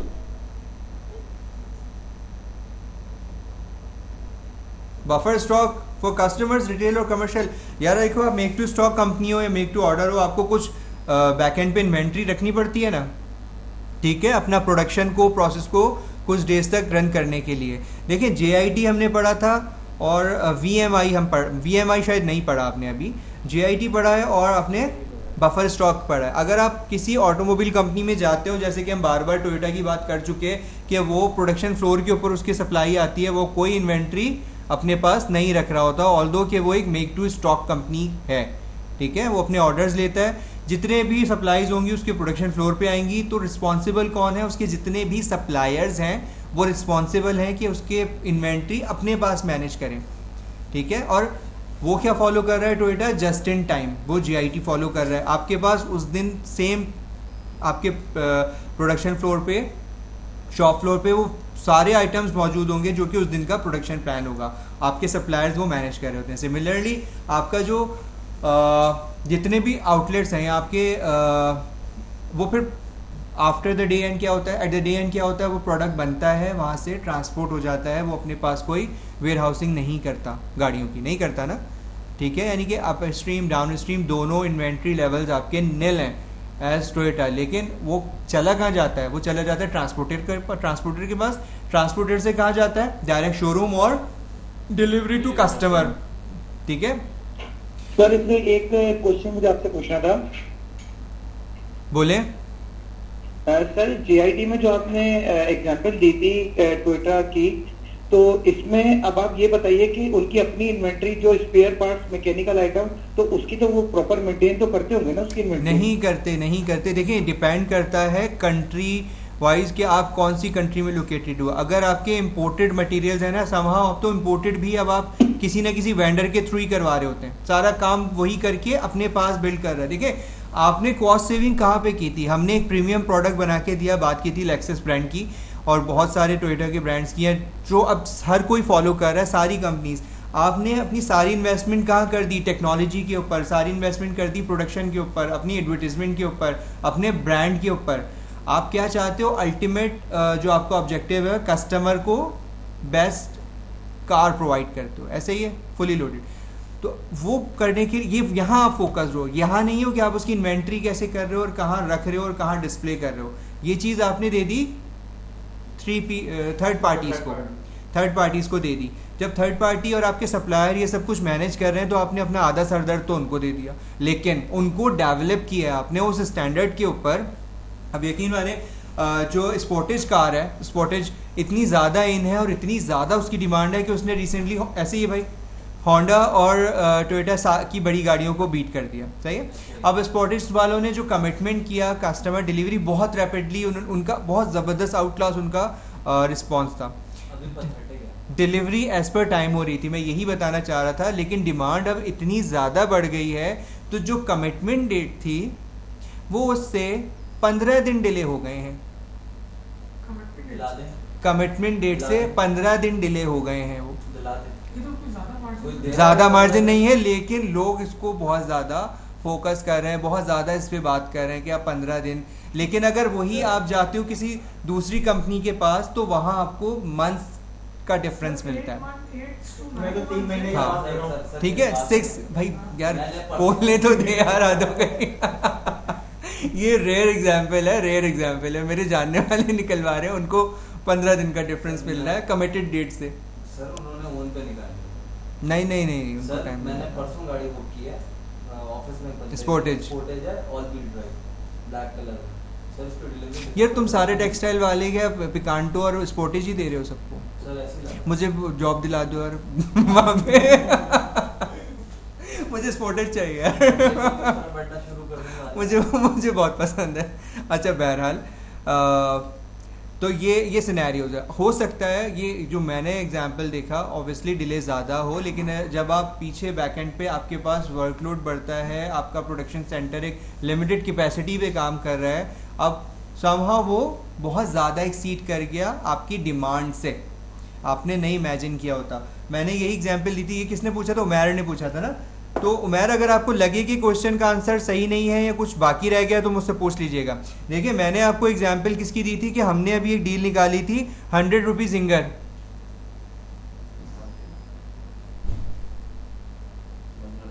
तो बंद नहीं करेंगे क्या, चलती रहेगी? ठीक है, 100 रुपीज जिंगर की जब डील निकाली थी तो हम लोग फोर्सी कर रहे थे पर डे सेल 15,000 से 16,000, और वो हुई कितनी? Per day 60,000। तो अब आप खुद सोचें अगर डील जो है हम 10 दिन के अंदर बंद ना करते तो हम दिवालिया हो जाते, इसलिए हमने रमज़ान के 10वें रोज़ ही वो डील 7 रमज़ान को वो डील हमने बंद कर दी, जबकि वो चलनी थी ईद तक। तो आपको सोचिए अगर वो ईद तक चलती मैं कंपनी से बाहर हो जाता। 15,000 पर डे यार, मतलब बिल्कुल सोच मुझे कहाँ जाके इनकी बैठती है सेल वालों की। लास्ट टाइम जब हमने जनवरी में चलाई थी तभी ये हो गया था। अभी सब ये कह रहे थे यार रोजे होंगे लोग कौन खाएगा। और वो मतलब हमारी जो सेल हुई है रमज़ान और ईद के अंदर वो सारे रिकॉर्ड्स टूट गए। बिल्कुल रमज़ान तो चलिए जो ईद के हॉलीडेज़ में हुई है 4 दिन 6 दिन जो हुई है, और ईद के बाद भी 2 दिन, वो रिकॉर्ड टूट गए हमारे सारे। एवर हाईएस्ट सेल हुई है अल्हम्दुलिल्लाह। कोविड में भी अभी का ही बता रहा हूँ यार, मतलब किसी पिछली ईद का थोड़ी बता रहा हूँ। ठीक है, तो ये है कब था, लास्ट ईयर था और इस साल है, उससे प्रीवियस तो नहीं था ना। अच्छा देखें भाई, हम लोग ये फोर्स ही कर रहे थे कि लोग ये एक्सपेक्ट कर रहे थे लोग निकलेंगे नहीं, बहुत ज़्यादा स्ट्रिक्टनेस है, डिलीवरी कैसे जाएगी, टेक अवेज कैसे होंगे, रात को 10 बजे बंद कर देना है, और सारी बात हर चीज़ हमारे माइंड में थी। लेकिन बैकअप प्लान हमने सारा बनाया था, हमने मटेरियल्स अरेंज करके रखे हुए थे कि कुछ भी हो सकता है। लेकिन दिल में यही था, मेरे भी पर्सनली थे यार ईद पे कौन जिंगर खाएगा, घर का खाना खाओ ना उस पर तो ठीक है। 1 महीने बाद अब क्योंकि मैं तो भाई देखें अपनी रूटीन फॉलो करता हूँ कि जो वही नपी तुली चीज़ें खाता हूँ, अब कौन KFC ईद के ऊपर खाएगा, ठीक है। लेकिन अल्हम्दुलिल्लाह लोगों ने बहुत खाया, बहुत सेल हुई, और अभी भी इनफैक्ट अच्छी चल रही है, सेल बहुत ज़्यादा हो रही है। लेकिन जो ये इस सब के पीछे रीज़न बिहाइंड आपने आज कहा है, रीज़न बिहाइंड क्या कि लॉकडाउन था, कोरोना था, लोग निकल नहीं पा रहे थे, लोग स्ट्रिक्टनेस बहुत ज़्यादा थी, और हमने उसकी तैयारी इतनी ज़्यादा की हुई नहीं थी। तो 7th डे हमने उसको बंद कर दिया। 1 मिनट मेरे बात आप बोलना। 7th डे हमने बंद क्यों किया? क्योंकि आपके सेफ्टी स्टॉक हिल गए थे, सप्लायर उतना ज़्यादा रेडी नहीं था, उसकी प्रोडक्शन कैपेसिटी है उतना रैपिडली वो आपको रिप्लेनिश नहीं कर सकता। आपको रैपर भी ख़त्म हो रहा था, आपका बॉक्स भी ख़त्म हो रहा था। क्वालिटी लेवल पे कोई कंप्रोमाइज़ नहीं है, क्वालिटी पे अगर कंप्रोमाइज़ करोगे तो फिर आपका प्रोडक्ट बैठ जाएगा। तो इससे बेहतर है कि उसको हमने फिर हर वेडनेसडे कर दिया। एवरी वेडनेसडे वो डील लग रही थी, और एवरी वेडनेसडे हमारे रेस्टोरेंट के बाहर ऐसे लाइन लगी हुई होती थी कि फ्री बट रहा है। बहुत सारे लोग उस चक्कर में हमारे रेस्टोरेंट का स्टाफ भी पुलिस ने बंद कर दिया। हालांकि SOPs बाहर फॉलो नहीं हो रही, रेस्टोरेंट के अंदर फॉलो हो रही हैं, लेकिन आपकी डील है तो आप जिम्मेदार हैं। हाँ अभी भी आप रेस्टोरेंट बहुत सारे ऐसे बगैर मास्क के अंदर चले जाते हो कि एक में वो बदलाव पड़ रहा था। हाँ नहीं जाने देगा वो, ठीक है। और बाहर जो लाइन है उसको मेंटेन कराना तो हमारी जिम्मेदारी नहीं है ना कि वो लोग क्या कर रहे हैं। उसकी वजह से हमारे RGMs को पकड़ लिया 3-4 को, फिर उनको रिलीज़ कराने गए, वो एक अलग इश्यूज़ हुए और कॉम्प्लिकेशंस आ रही थी। अच्छा मज़े की बात ये कि 100 हमारी ब्रांचेस हो चुकी हैं, लेकिन 100 में से जो ऑपरेशनल थे वो 75 थे। तो ये जो कारनामा किया है ये 75 ने किया है। लाइक अगर 100 खुलते तो वो उससे ज़्यादा करते हैं। जी अब आप बोलिए। सर बात ये है कि जिस तरह आज मेरे दिमाग में क्या है, मैंने कहा यार मैं बाहर से कुछ खाऊंगा, पता नहीं कोरोना भी चल रहा है, सफाई सुथराई क्या होगी, हाइजीन के क्या इशूज होंगे, उनका यार करीब KFC मंगा। अच्छा तो हर कोई यही सोच रहा है। माइंडसेट है जो कि हाइजीन वाली साइड को इम्पैक्ट कर रहा होता है, और इसका एक बहुत बड़ा इम्पैक्ट आपकी सेल पर भी है डेफिनेटली। लोग एक ट्रस्टेड ब्रांड बनाने में आपकी एफर्ट्स तो है ना, वो जो हाइजीन क्वालिटी इतना ज़्यादा मैं बार बार कहता हूँ, वो सब इम्पैक्ट जो आ रहा है आपको वो उसी से तो रिलेटेड है ना। और हम जितने भी मटेरियल्स डिलीवर करा रहे हैं कहीं क्वालिटी पे कोई कंप्रोमाइज़ नहीं है। स्ट्रेट अवे बाहर जाती है चीज़ वेयर हाउस से कि ये ऐसे कैसे आई और ये क्यों है और ऐसी क्यों है वैसी क्यों है, ठीक है। कोई भी स्टैंडर्ड पे आप नहीं कंप्रोमाइज़ कर रहे। तो क्लियर हुआ ये उमैर आपका क्वेश्चन या? सर थैंक यू, हो गया क्लियर। अच्छा ओके जी, बफर स्टॉक हो गया। ये स्लाइड पे से हम आगे चलते हैं, ठीक है। मैं यहाँ बैठा हूँ तो मुझसे सवाल तुमसे मैं तुम ये करते सवाल? मैं आपसे एक सवाल करता हूँ। अच्छा तो कर लो, अभी भी कर सकते हो। बोलो ये माइक है अवेलेबल। बोलो सर, रिपीट कर दीजिए। उमैर आवाज आ रही है? उमैर भाई आपके बॉस जो है कुछ सवाल करना चाहते हैं, तुम इसी के बॉस हो ना? सर नहीं कुछ नहीं कर रहा।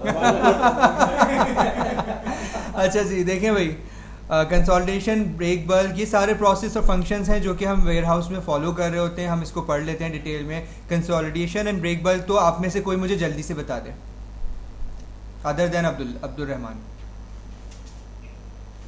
यार आप बताएं अहमद। आप बताएं, आप पढ़ चुके हैं, आप थे उस दिन क्लास में, मुझे याद है रमज़ान में आए थे ना। बिल्कुल बिल्कुल। पहले क्या बताया आपने?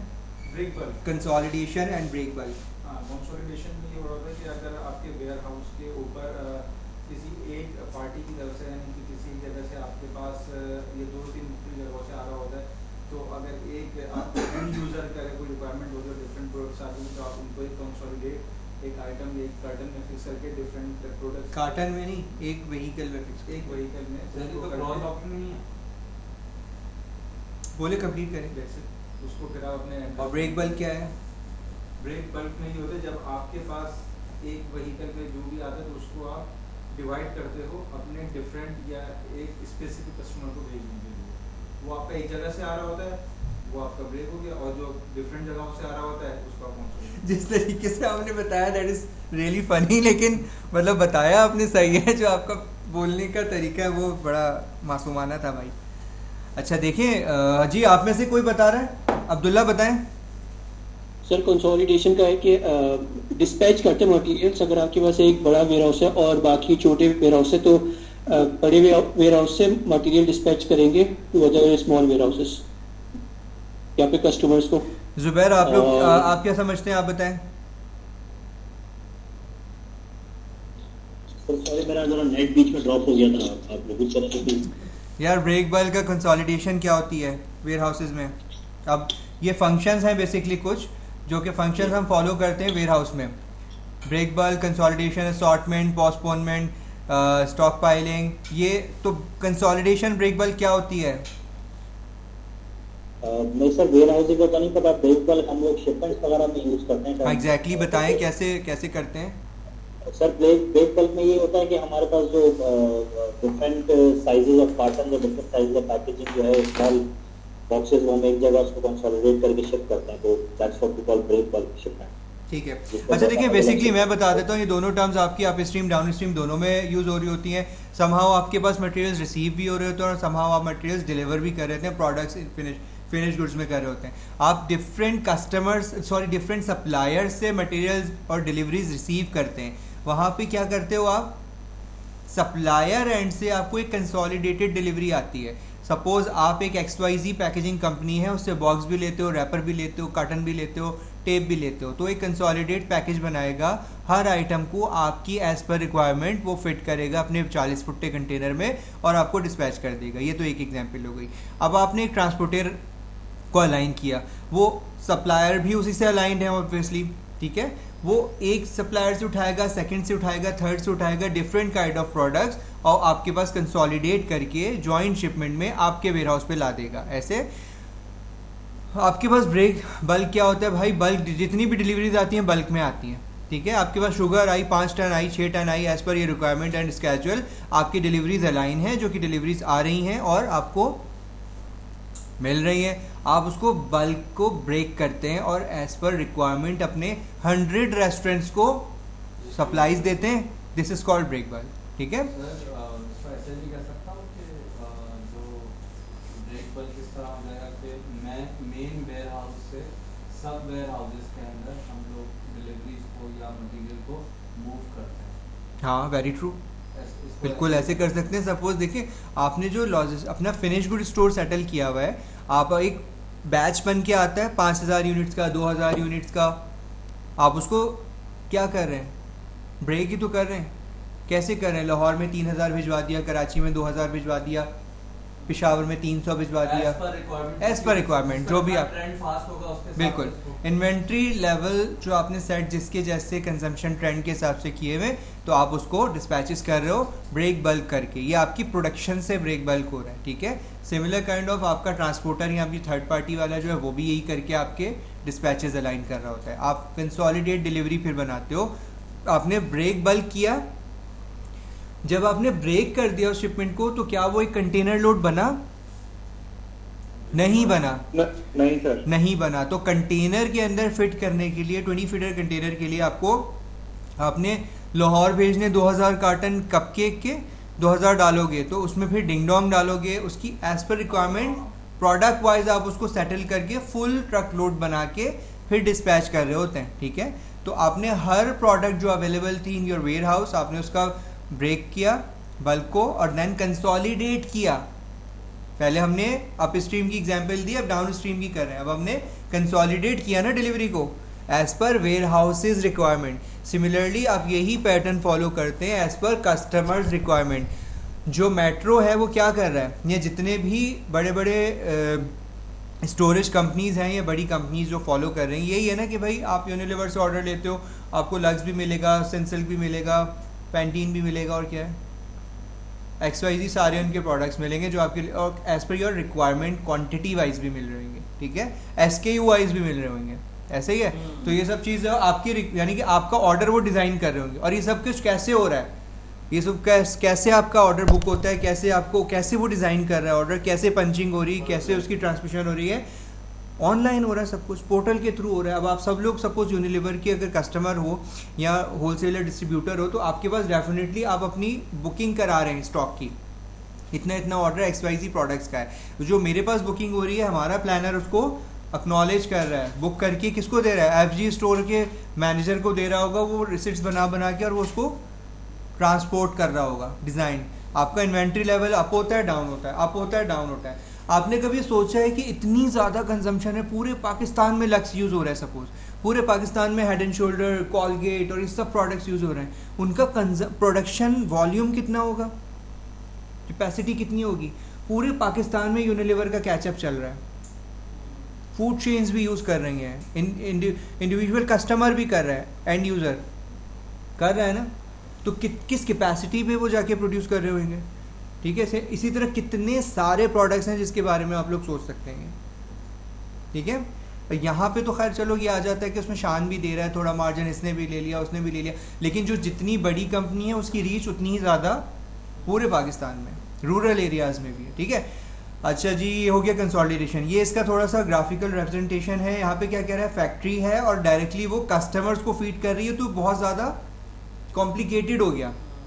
आपने बीच में क्या कर दिया, warehouses. Now companies are, factories are feeding, यार ये AC क्या कूलिंग नहीं कर रहा आज, मुझे बहुत स्वेटिंग हो रही है।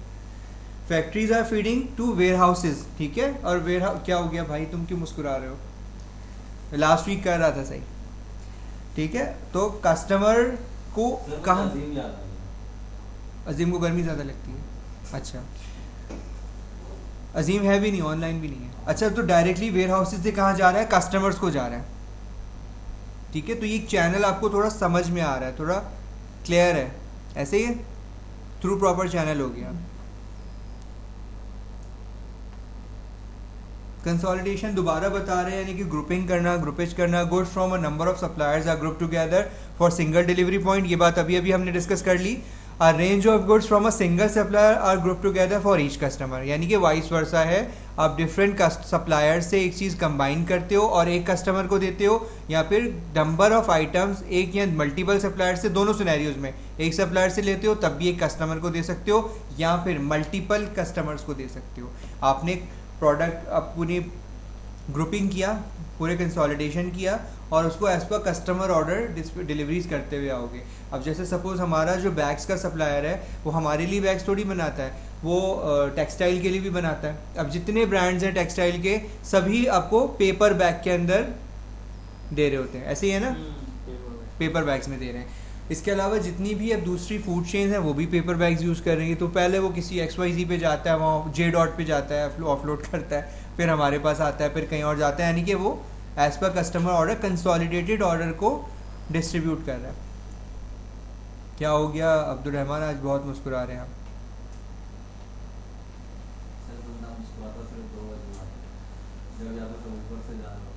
नहीं नहीं, तुम इतना मुस्कुरा रहे हो, क्या गम है जिसको छुपा रहे हो यहाँ इस पे भी मुस्कुराता है वो।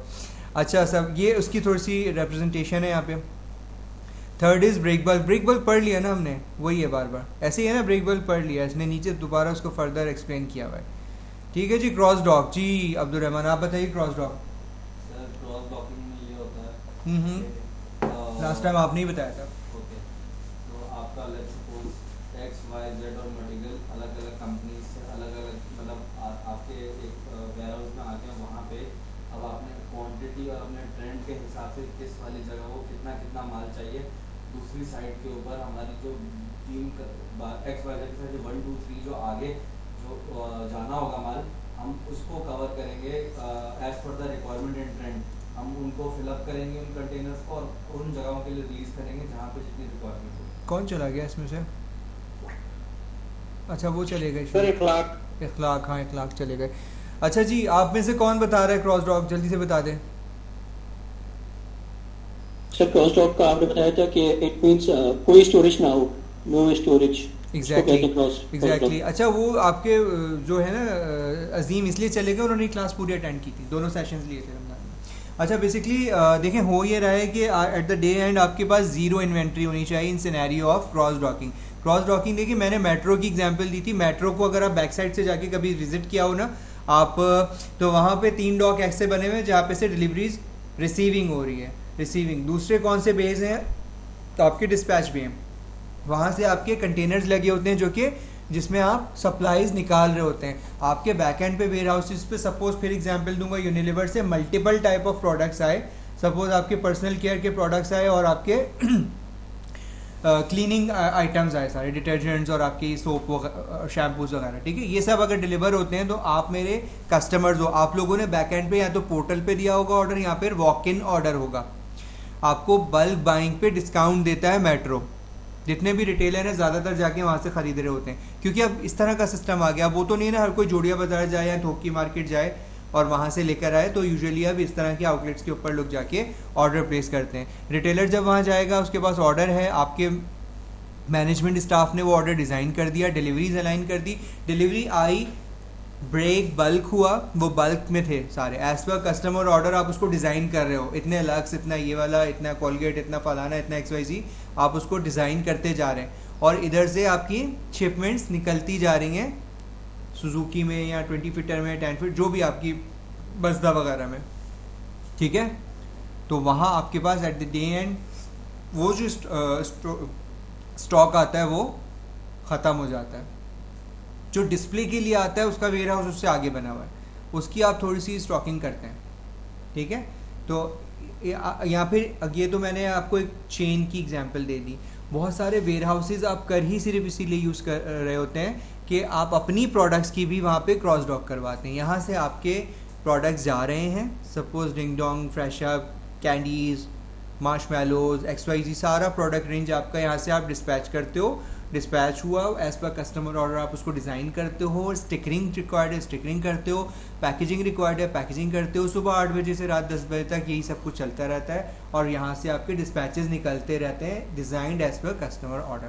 तो आपके पास goods sorted as they arrive, यही बात हमने की। Goods move across dock and loaded onto trailers, ऐसी बात की हमने। Benefits, optimal vehicle use and low handling cost, require sophisticated planning technique. Sophisticated planning technique, अब आप ये देख लो कि कितना एक्यूरेटली आप ऑर्डर को डिज़ाइन करते हो। आपने अगर लक्स का स्मॉल साइज़ मांगा था तो आपको वही मिलेगा, ये नहीं होगा कि मैं आपको लार्ज टिका दूँ या मीडियम टिका दूँ, ठीक है। यहाँ एक्यूरेसी बहुत ज़्यादा मैटर करती है, अदरवाइज़ जहाँ आपकी एक्यूरेसी ख़राब होगी, आपके सिस्टम्स में बाग्स आ जाएंगे तो ट्रस्ट कस्टमर का हट जाएगा, वो नेक्स्ट टाइम नहीं आएगा। जी आप बोलें Abdul Rahman. Sir I was saying कि जो मैंने बताया क्या वो गलत था? आपने क्या बताया था? सर आई सेड कि आपने भी तो यही बताया था, आपने यही कहा था कि अपनी ऑर्डर्स को आप वेयर हाउस में डिलीवर करो, as per customer order design करके डिस्पैच कर दो। ये कंपनीज खुद भी कर रही हैं और कंपनीज थर्ड पार्टी के थ्रू भी करा रही हैं। देखिए वेयर हाउस आजकल कोई नहीं बनाता, पर्सनल एंटिटी किसी की नहीं होती वेयर हाउसिंग। यूजुअली हर कोई वेयर हाउस को रेंटेड ले रहा है, ठीक है। रेंटेड नया ट्रेंड स्टार्ट हुआ है क्या? जस्ट फॉर इंफॉर्मेशन, जो कराची से हब जाने वाला रास्ता है, जो बीच में से अभी 5 नए वेयर हाउसेस जो हैं स्टार्ट हुए एंड देयर आर इसके अंदर एक DG सीमेंट का है और 2 किसी टेक्सटाइल का। सर अभी भी लोग वेयर हाउस तो बना रहे हैं। अगर देखो लॉन्ग टर्म बेसिस पे इन्वेस्टमेंट कर रहे हैं ना कि अपना ही बनाना है, अपनी ही कंस्ट्रक्शन होगी, बहुत बड़ी इन्वेस्टमेंट चाहिए ना आपको। देखिए इन्वेस्टमेंट इन द सेंस आप उसकी कोई मशीन लगाओ और कोई प्रोडक्ट बनाओ और उसको मार्केट करो, रादर कि आप उसकी पूरी इतनी बड़ी जगह ख़रीदो, उसकी बिल्डिंग कंस्ट्रक्ट करो, उसके लिए एक पूरा मैकेनिज़्म बनाओ, उसके लिए एक डिपार्टमेंट बनाओ, मैनेजमेंट लाओ, लेबर लाओ और उसको फिर बर्दाश्त भी करो। ठीक है, अब वो एरिया में बाद में पता चलता है कि वहाँ पे वो जो मैंने डिंग डोंग वाला आपको केस बताया था। तुम सो रहे हो यार, अब मैं सारी एग्जांपल्स तुमसे पूछूंगा, तुम्हारी वजह से ही चैप्टर पढ़ रहे हैं हम लोग, तो बोलो ना। पता नहीं 25 कार्टन नहीं थे भाई, 4000 कार्टन या पता नहीं कितने कार्टन हुए थे, अब तो मुझे एग्जैक्टली करोड़ों का माल। उस दिन मैंने कैलकुलेशन कराई थी कि देखिए हम लोगों ने बड़ा रिसर्च कर करके ना इस्लामाबाद में एक वेयर हाउस सेलेक्ट किया, ठीक है, कि यहाँ पे अब हम अपना वेयर हाउस बनाएंगे, सब कुछ वहाँ पे सिक्योरिटी वगैरह सारी सब प्रोडक्ट्स भी वहाँ पे ट्रांसफ़र हो गई। और वहाँ पे फिर बाकायदा वो लोग आए, उन्होंने कैमरास बंद करवाए, मतलब कुछ ऐसी टेक्निक की और सबको बांध दिया, और 4000 कार्टन या पता कितने कार्टन वो उठा के लोड किए और ले गए डिंग डोंग के। अब आप सोचोगे यार 1 रुपए की तो डिंग डोंग है, लेकिन उसको जब इनके साथ मल्टीप्लाई करते हैं उस क्वांटिटी से, ठीक है, उसके एसकी उससे 4000 कार्टन किए थे, और अगर 24 करना ज़रा 24 से मल्टीप्लाई और फिर 4000 से मल्टीप्लाई करो, यानी कि 24 एक कार्टन में 24 बॉक्स होते हैं, और हर बॉक्स में 24 डिंग डोंग होती है, ठीक है। 24 इंटू फिर 4000 करो, तो कुछ करोड़ों में वैल्यू आ रही थी। मुझे एग्जैक्टली कार्टन अभी याद नहीं है, नहीं उस दिन आ रही थी बहुत, हाँ कार्टन, नंबर ऑफ कार्टन मैं भूल गया हूँ कि उस दिन यार वो लगता है 1 रुपए की है, लेकिन कोई 3 करोड़ समथिंग की वैल्यू बन रही थी। हाँ, नंबर ऑफ कार्टन्स बहुत ज़्यादा थे बेसिकली जो वो ले गए थे ना। अब वो उसको ब्लैक मार्केट करें, उसको होलसेलर को ही बेच दें, विद इन मार्केट ही बेच दें। अब आप ट्रेस कैसे करेंगे, कौन बताएगा कि उस बैचेस को कैसे ट्रेस करेंगे? Barcode number, batch number, manufacturing, expiry, serial, ये सब चीज़ों से वेरी गुड हम लोग उसको ट्रैक करेंगे कि वो जो मार्केट होगा, लेकिन कौन जाके देखेगा यार मार्केट में। हाँ, और आप बबल को थोड़ी ट्रैक कर सकते हैं। एक दफा बताया था कि पता नहीं कहाँ पे कोई केस हुआ था कि कोई मटेरियल था जो कि डिसकंटिन्यू हो गया था, लेकिन लोगों ने जो बेच रहे थे, फिर आप लोग एग्जैक्टली ये हम हिलाल का ही था केस कि वो एक डिसकंटिन्यूड प्रोडक्ट का पैकेजिंग था, उस पैकेजिंग को हमने राइट ऑफ करने के लिए दे दिया, अप्रूव भी करा दिया। राइट ऑफ ये होता है कि हम उसको सीधा आग लगा देते हैं, क्योंकि आपके पास काउंटरफीट प्रोडक्ट्स होती हैं, आपके जितने भी दूसरे का वो होते हैं मैन्युफैक्चरर्स जाली प्रोडक्ट्स बना रहे होते हैं, वो उसको यूज़ कर लेते हैं, तो हम मार्केट नहीं करते कोई भी चीज़। थोड़े टाइम बाद हम जी बोले सर, ये हमारे कोर्स में रिस्क मैनेजमेंट है, मतलब हम इससे रिलेटेड पढ़ेंगे आगे? यार इस में तो नहीं है रिस्क मैनेजमेंट, अच्छा, आपने पढ़ना है। आपने मुझे बताया, हाँ अभी आपने जैसे ये चीजें बताई ना कि ऐसा हमारे साथ मिसहैप हो गया, कि इतना लॉस हो गया, तो इस वजह से मेरे ध्यान में आया कि हमारे कोर्स में रिस्क मैनेजमेंट। देखो रिस्क मैनेजमेंट जो है ना, उसका डिपार्टमेंट भी सेपरेट होता है, वो सप्लाई चेन की डोमेन में नहीं आता। किसी भी कंपनी में रिस्क मैनेजमेंट से रिलेटेड डिफरेंट डिपार्टमेंट्स बनाए जाते हैं, और अगर तो बनाए जाते हैं, और उससे रिलेटेड फिर उनका काम अलग होता है, और उसमें सिर्फ यही चीज़ नहीं आती, वो फिर स्टडी ओवरऑल बिजनेस की करते हैं। हाँ डेफिनेटली, फिर उसमें आपकी सर्टिफिकेशंस आती हैं, डिफरेंट बॉडीज आती हैं, इंस्टीट्यूशंस इन्वॉल्व होते हैं, वो एक सेपरेट डिपार्टमेंट होता है बेसिकली, सही है। लेकिन आप जब भी कोई न्यू इन्वेस्टमेंट करते हो ना, वो उसको भी फिर पूरा एनालाइज करता है। अब वेयर हाउसिंग थी, डेफिनेटली अगर वेयर हाउस देखते हैं कि भाई उस एरिया का जो है कैसा क्या कहते हैं, ऑब्वियसली क्या ट्रेंड है, लोगों का फीडबैक क्या है, वहाँ क्या पैटर्न चल रहा है, कोई गुंडागर्दी तो नहीं है। ऑब्वियसली आप लड़काना ठट्टा में जाके बना लो, या आजकल तो वो बड़ा कच्चे के डाकुओं का चल रहा है। यार कच्चे के डाकू कहाँ पर हैं, ये कौन से रास्ते में पड़ते हैं? राजन, मुझे अभी मेरे साथ, मैं वापसी पे मुल्तान से वापस ड्राइव कर रहा था, तो रानीपुर में सर जाते हुए भी और आते हुए भी मेरे पीछे से, रानीपुर तो पंजाब में है ना, सिंध में है, सिंध और बॉर्डर है ना पंजाब। अच्छा, तो कच्चे का इलाका कौन सा कहलाता है? रानीपुर। सर मुझे नहीं पता, लेकिन मेरा रानीपुर में ये हुआ, मतलब डाकू थे सारे। यार मैंने ये सुना है कच्चे का इलाका, वो एग्जैक्टली कहाँ है वो मुझे सर्च करना है। अब इस पे भी मैं थोड़ा सा टाइम दूंगा, चक्कर नहीं लगाना, ऑन द मैप देखूंगा कि वो है कहाँ पे। इतनी न्यूज़ आ रही है उसकी, डाकू नहीं पकड़े जा रहे सदियों से। कौन? अच्छा हाँ, मैं देखूंगा फिर वो शो। अच्छा जी, तो इनको देखना चाहिए था, आपका इतना लॉस हो गया, अब आप उसको ट्रैकिंग नहीं कर सकते। अच्छा, ये क्या होगा बेसिकली, वो उसको अफ़गानिस्तान ले जाएंगे।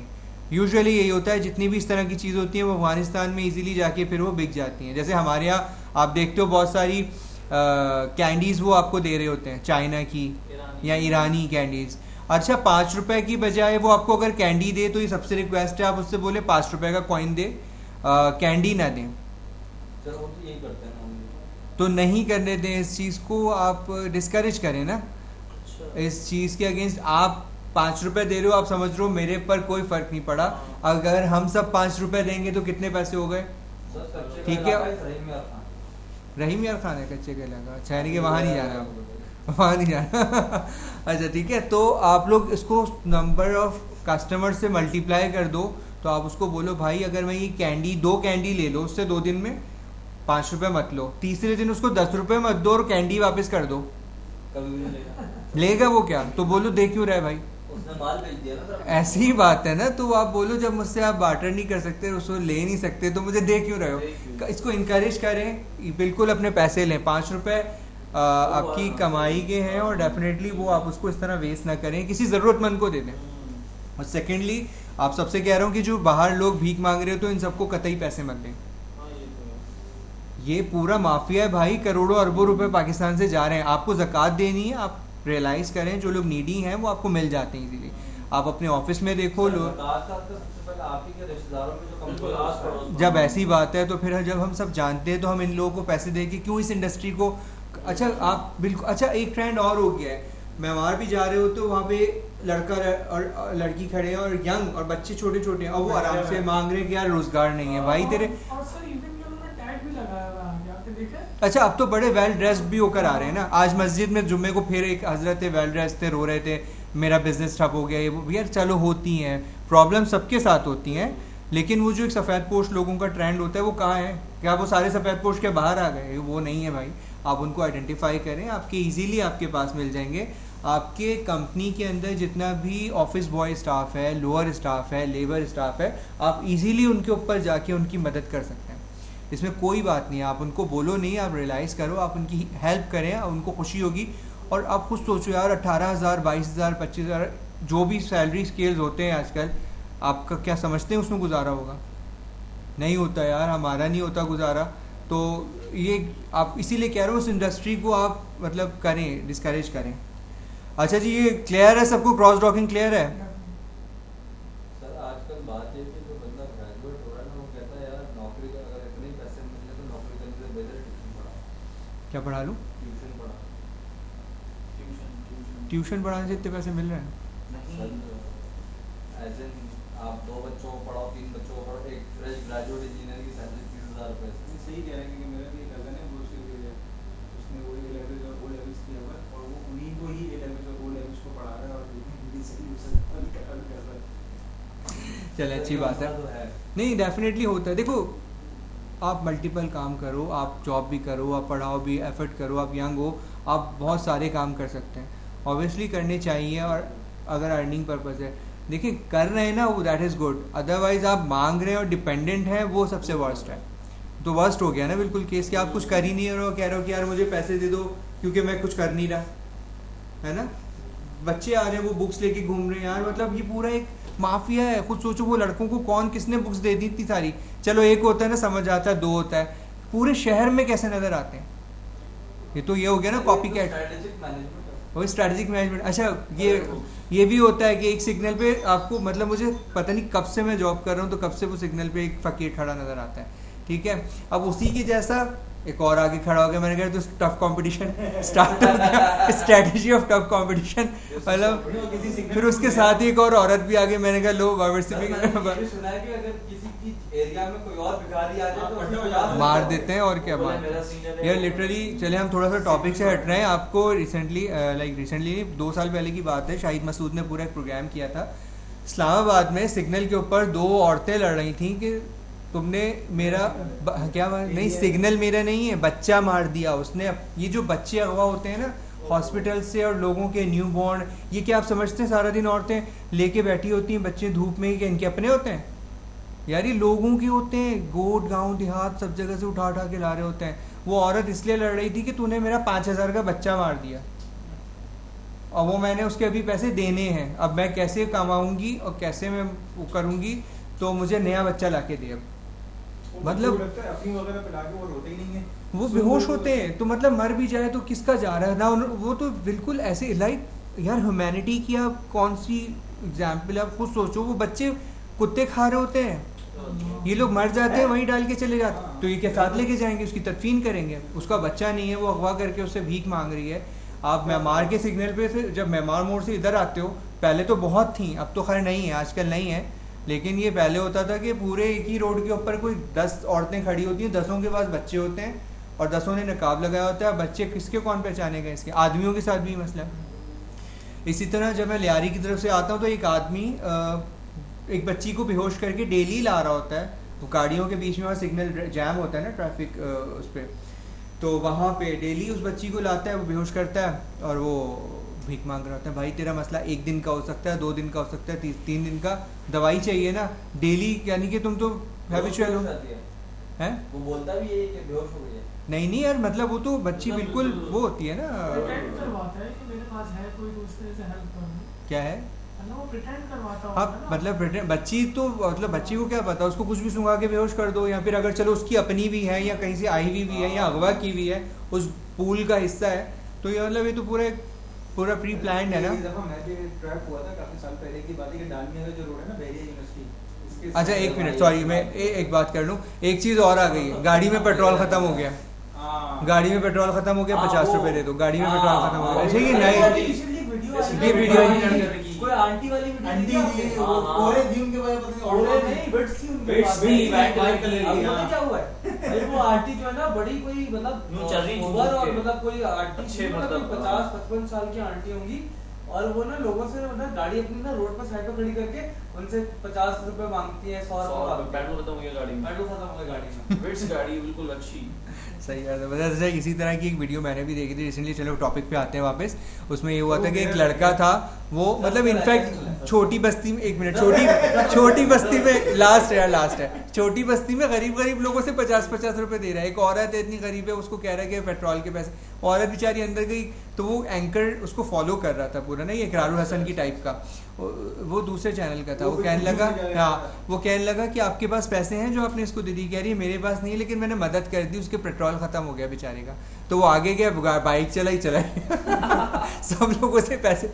अच्छा ये मेरे साथ भी हुआ ना, मैं वही लियारी से ही आ रहा था, तो ट्रैफिक जैम था, वो बाइक वाला यार बार बार टक टक टक कर रहा, मैं डर गया, मैंने कहा चलो जी गया, मोबाइल वॉलेट सब चला गया। खैर मैंने फिर, उसने कुछ नहीं किया, मैंने फिर पूछा शीशा नीचे करके क्या हुआ, कह रहा है यार वो गाड़ी में ना पेट्रोल नहीं है, मुझे 200 रुपये दे दें। अच्छा एक दफ़ा मैं दे भी चुका हूँ इस तरह से, पेट्रोल पंप पे ही दे चुका हूँ, बिल्कुल स्टार्ट में, जब ये स्ट्रेटेजी नई आई थी ना सप्लाई चेन में ये मैं खुद भी इसमें ट्रैप हो चुका हूँ, मैं दे चुका हूँ पैसे। सेकंड टाइम मैंने कहा नहीं भाई अब तो नहीं देता मैं किसी को पैसे।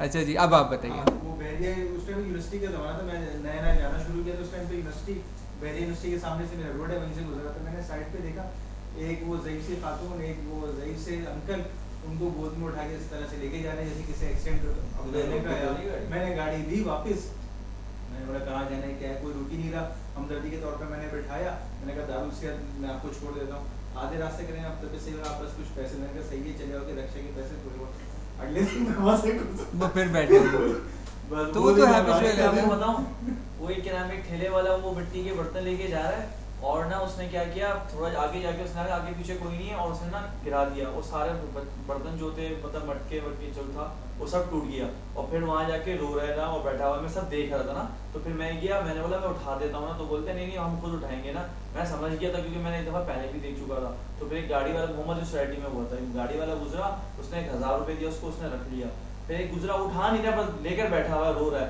फिर एक गुजरा उसने 5000 रुपये दिया ना, ये तो नई फिर चीज मैं लाया घुमा बिल्कुल, गया। ये फिर मैंने बोला अच्छा सर क्या कर रहे हो, ये आप इस तरह से दे रहे हो, बोले क्यों आप हमारी मर्जी हम पैसे दे रहे हैं, मैंने उन्होंने गिराया मेरे सामने, जब मैं उठाने जा रहा हूँ उसकी हेल्प कर रहा हूँ तो बोलता उठाओ नहीं, तो फिर उसने उसको बहुत मारा।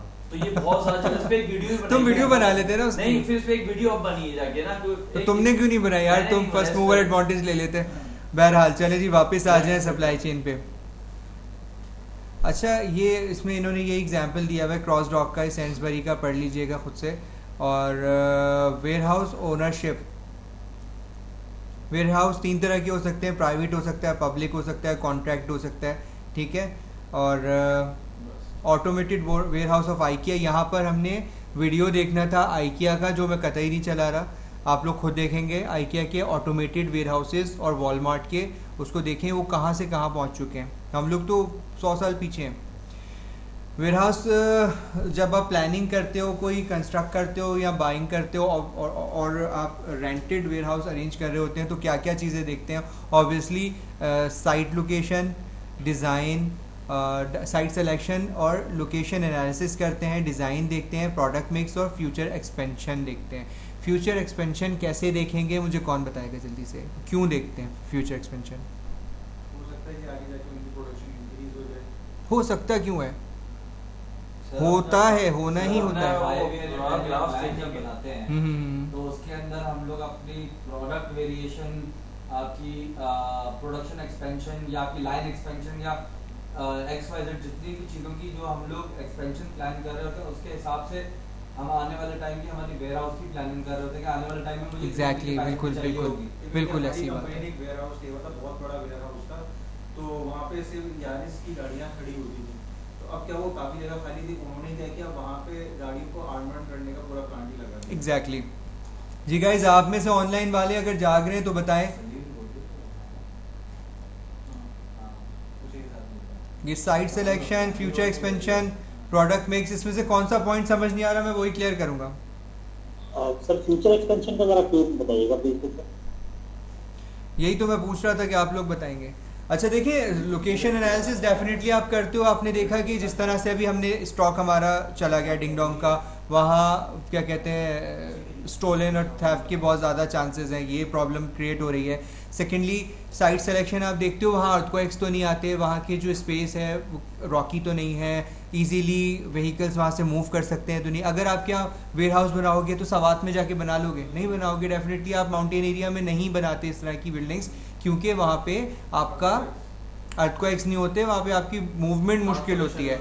आप ऐसी जगह बनाओगे, सपोज एबटाबाद साइट ऑफ बना सकते हो क्योंकि वो फिर भी प्लेन एरिया इतना ऊंचा नहीं है, या पेशावर है, इस जगह इस तरह जो प्लेन एरियाज जहाँ हो वहाँ से मूवमेंट ईजी होती है सारे अपर पाकिस्तान में, अपर माउंटेनी एरियाज में भी। साइट सिलेक्शन हो गया, उसके अंदर आप ऑब्वियसली थर में जाके कुछ नहीं बनाएंगे, थर में लेबर नहीं है, थर में पानी नहीं है, कुत्ता काट ले तो वैक्सीन नहीं है, ठीक है, और बहुत सारे प्रॉब्लम्स हैं वहाँ पे। डिज़ाइन ऑब्वियसली आप क्या करोगे, अपना प्रोडक्ट देखोगे, आपका प्रोडक्ट किस तरह से, उसी के हिसाब से अकॉर्डिंगली।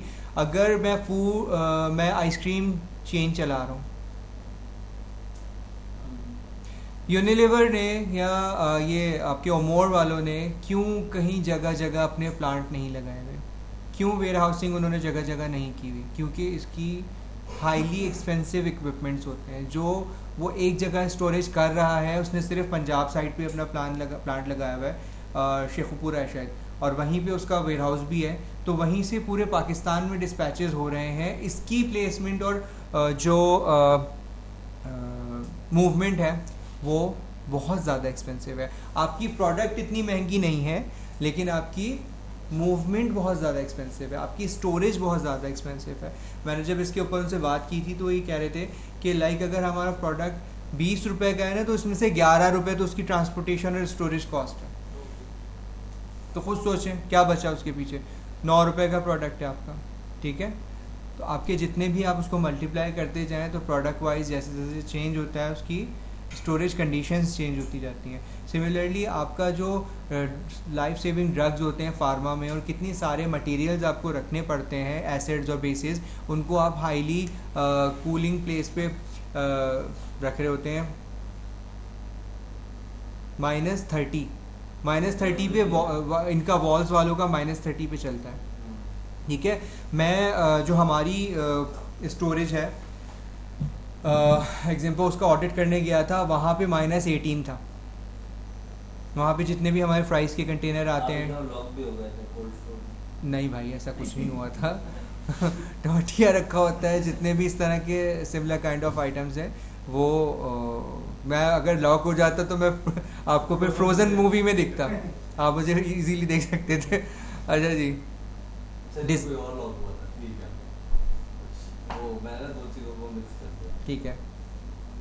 मैं अल्हम्दुलिल्लाह कहीं लॉक नहीं हुआ है आज तक।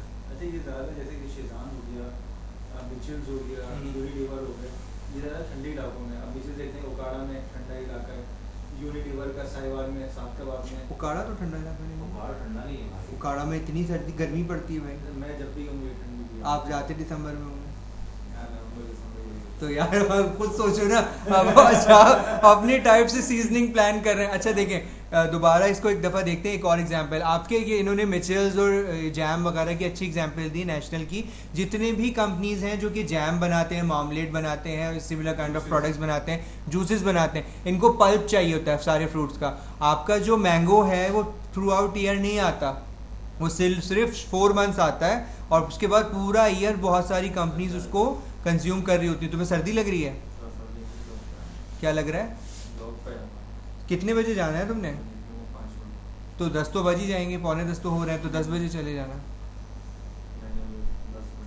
तो लेक्चर तो पूरा लेके जाओ, फिर रह जाएगा।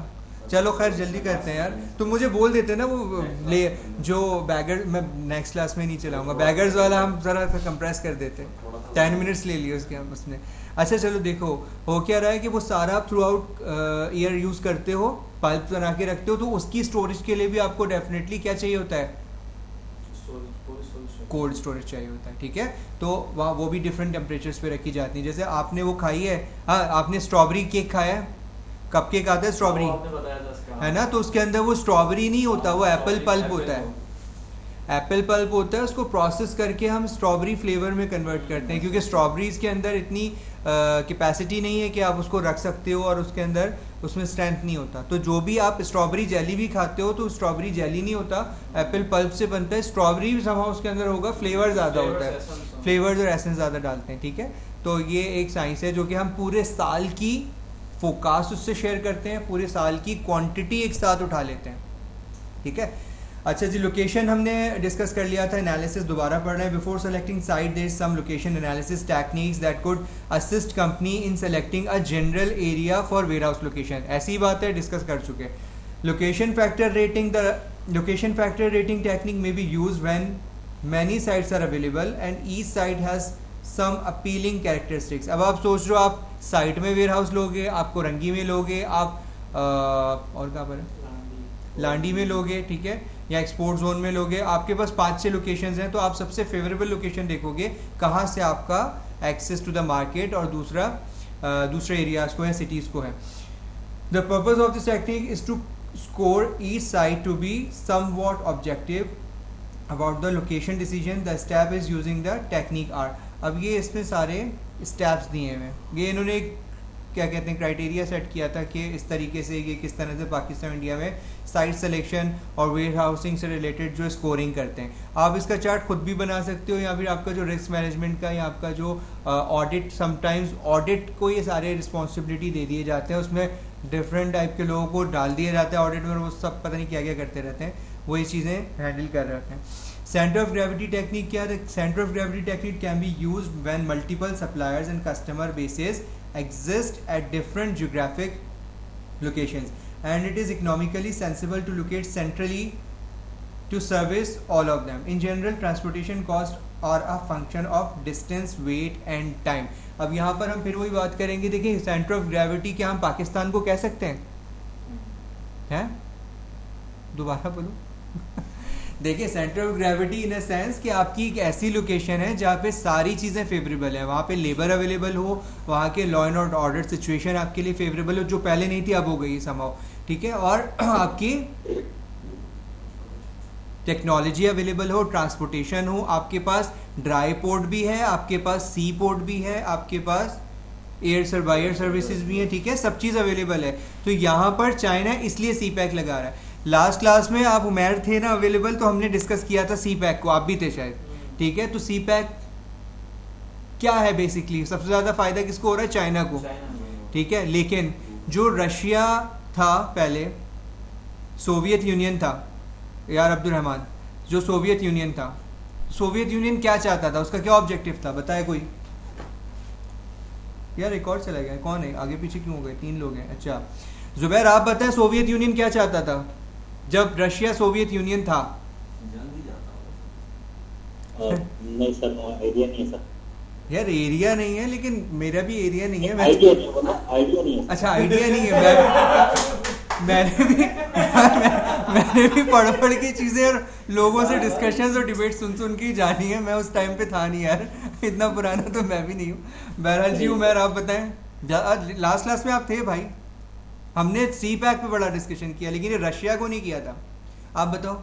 ये गर्म पानी की रसाई चाहते थे एग्जैक्टली ताकि वो यूरोप कंट्रीज के लिए वो तिजारत आसानी से कर सके। बिल्कुल, देखें जितना, हाँ बोलो बोलो। उनके अपने मुल्क में टेम्परेचर माइनस पे ज़्यादा तक चलता है, ठीक है, साल तकरीबन, तो इस वजह से वो अफगानिस्तान के जरिए पाकिस्तान जी उनका अगला पानी नहीं यार, आप पढ़ाते हैं भाई खुदा के लिए यार, ऐसी बातें ना करें जो लग जाए। देखें माइंड नहीं कीजिएगा, देखें होना क्या था, पहले अफगानिस्तान को वो लोग ख़त्म करते, उसके बाद वो पाकिस्तान पे आते।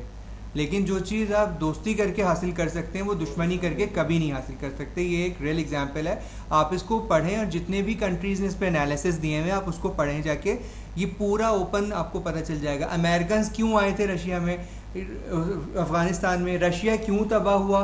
रशिया, हम अफ़गानिस्तान को कहते हैं कि वो कब्रिस्तान है सारे बड़े बड़े इनका, रशिया का भी अमेरिका का हो नहीं सका, वो सेपरेट हो गया।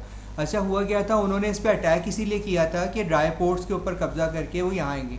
कर क्यों रहे थे, उनके पास सारे फ्रोजन सीज हैं, जितने रास्ते हैं वो ना तो अफ्रीका तक जा सकते हैं अपनी एक्सपोर्ट्स को लेके, ना वो पूरा चाइना घूम के उनको आगे चाइनीज़ सी से होते हुए इंडिया आते हैं बहरा हिंद में, वहाँ से फिर वो फिर जाते हैं अरेबियन कंट्रीज़ में और अफ्रीका में। तो कितना बड़ा लंबा चक्कर है, ठीक है।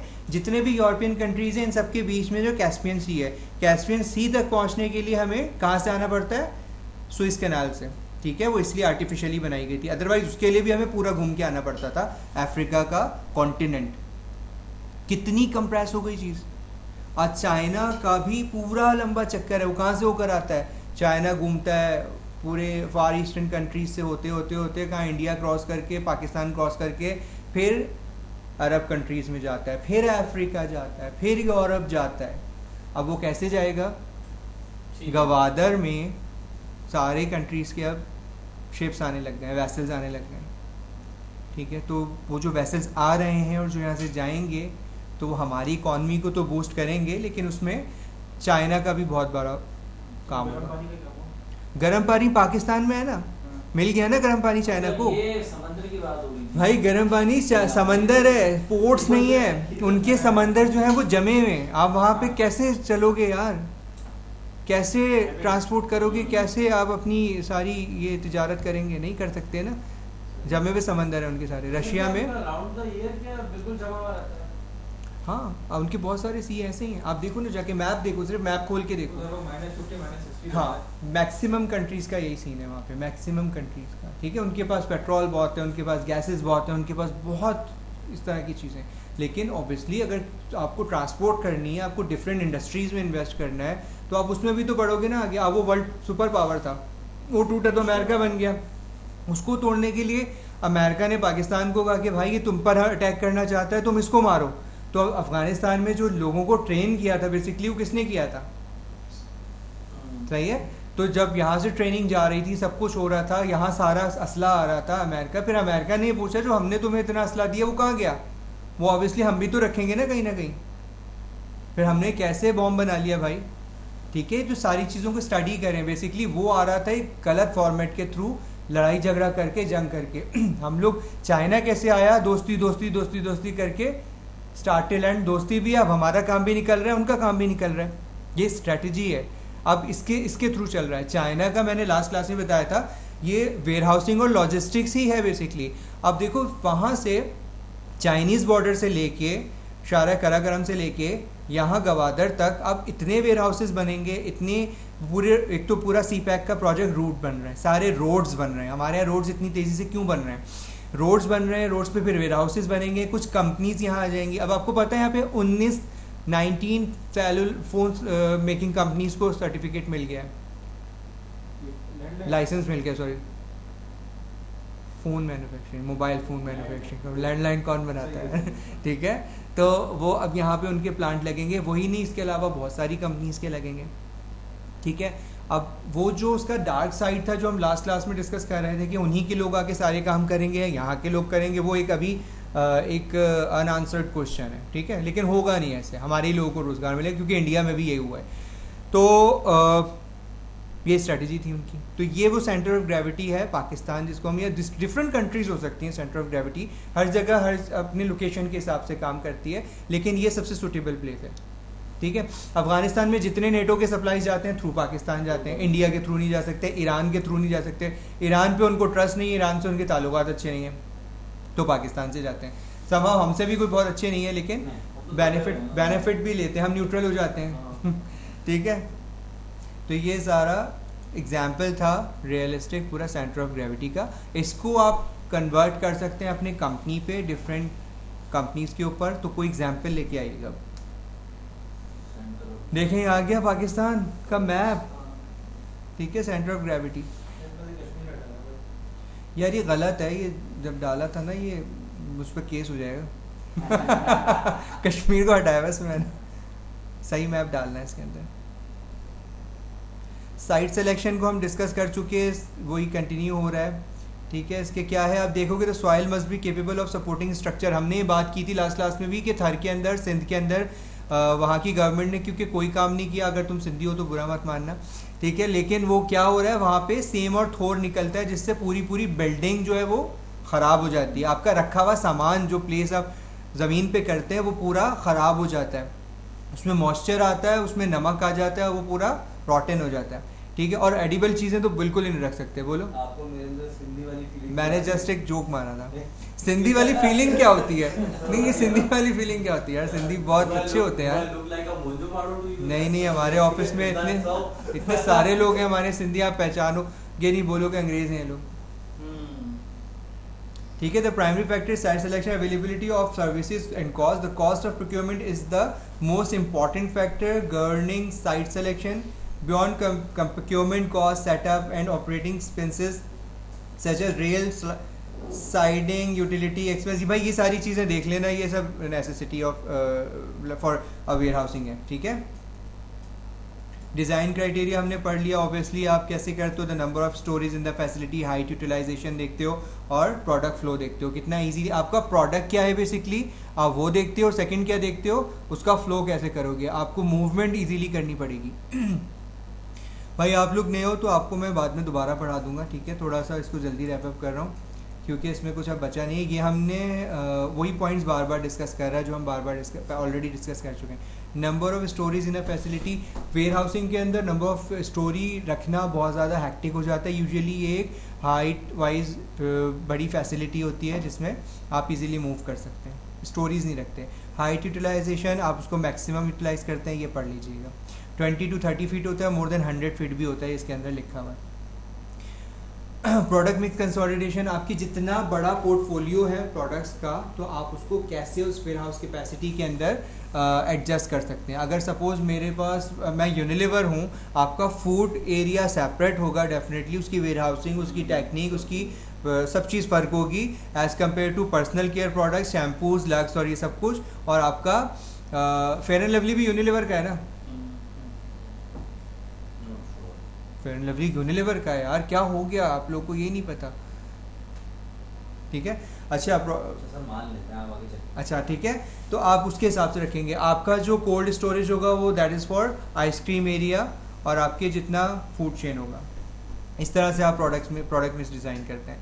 फ्यूचर एक्सपेंशन डेफिनेटली मैंने आपसे पहले भी बताई थी, बार डिस्कस कर चुके हैं कि आपके पास 5 ईयर प्लान आता है, आपके पास फोरकास्टिंग आती है। जब आप एक्सपेंशन प्लान करते हो, आप पूरा एक प्रोजेक्ट बना के अपने मैनेजमेंट को देते हो, जिसके बिहाफ पे आप ये एक्सपेक्ट करते हैं कि आपके प्रोडक्ट पोर्टफोलियो में कितनी प्रोडक्ट्स आप बाय द 5 ईयर प्लान होता है ना। 5 ईयर में आप देखते हो कि आपकी कंपनी 20 बिलियन की है, तो आप देखते हो 30 बिलियन की हो जाएगी आफ्टर 5 ईयर्स।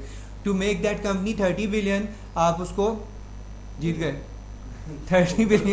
30 बिलियन के लिए आप उसको कौन से प्रोडक्ट्स में इन्वेस्ट कर रहे होगे, वो मार्केटिंग वाले सेट को एक सुनहरे ख्वाब दिखाते हैं, वो आपको फिर पकड़ा दिया जाता है। आप उसके बिहाफ पे चूरन, आप उसके बिहाफ पे क्या करते हो, पूरी प्लानिंग करते हो। लेकिन इट्स रियलिस्टिक अप्रोच कि आप यूजुअली कंपनीज में हो रहा होता है, बड़ी कंपनीज में आप उसके बिहाफ पे वो प्रोडक्ट को ऐड करते हो, उसकी पूरी पैकेजिंग, उसकी रॉ मटेरियल, एवरीथिंग आप प्लान करते हैं।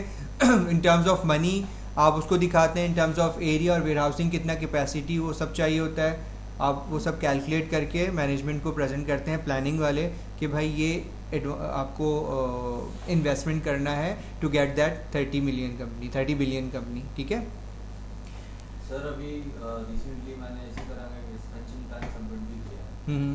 हमारी ना बेसिक बेसिकली कुछ निट्स की जो लाइन है सर वो हम एक्सपेंशन की तरफ जा रहे थे। तो सर बॉस ने मुझे बोला कि Abdulrahman what would be the expenses that you see के आने वाले टाइम में इनकर होंगे। मैंने कहा सर इट्स नॉट, उन्होंने कहा कि मतलब मुझसे पूछा तो मैंने कहा sir it's just not raw material, it's your utility consumption.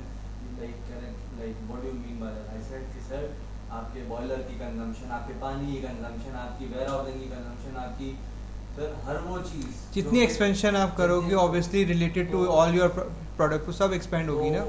मैंने उन्होंने मुझे कहा कि तुम मुझे एक्सपेंशन प्लान बना के दो, आने वाले टाइम में क्या होगा। तो मैंने बोला सर देखें उसके लिए पहले मुझे ये पता होना चाहिए कि what is your timeline with respect to your investment, that how much time you want to put these things in this time period. So ये अभी करो, चलो करो, लेकिन आपके लिए ज़रूरी इम्पॉर्टेंट ये है बेसिकली कि आपको होना कहाँ पर है। वो जो मैंने मिलियन बिलियन की बात की तो वो उनसे पूछें वो कहाँ फोर्सी करते हैं अपने आप को इन सर्टेन ईयर्स।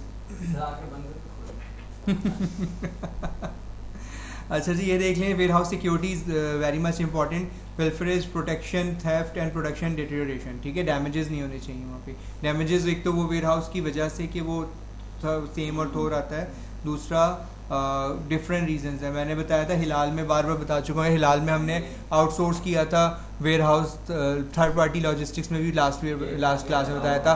हम उसका ऑडिट करने जाते थे, हर जगह हमारी प्रोडक्ट्स के रैपर होते थे।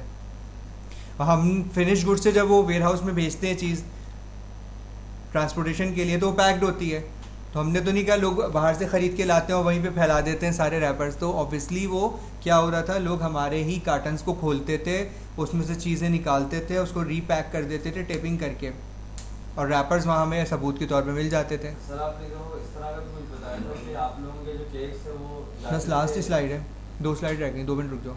वो जाते थे लोग मतलब कंज्यूमर के पास या जो दुकान वालों के पास, और वो ये कहते थे कि भाई लेते वो 10 की पैकेजिंग अंदर से 8 निकल एग्जैक्टली क्योंकि देखो ना पूरा कार्टन है, उस कार्टन में 24 बॉक्सेस होते हैं, बॉक्स नहीं है, पूरा बॉक्स गायब होने लग गया था। लेकिन आपको ये पता कैसे चलता है, अब आप डिंग डोंग उसने ली, बॉक्स में से कुछ निकाली, रीपैक करके कार्टन टेप कर दिया, लेकिन जब वो होते होते इतनी आदत हो गई कि पूरे बॉक्सेस बीच में से गायब होना शुरू हो गए। ये तो एक ऐसी चीज़ है ना, कोई भी इजीली खा सकता है, वहाँ पे भी रैपर्स।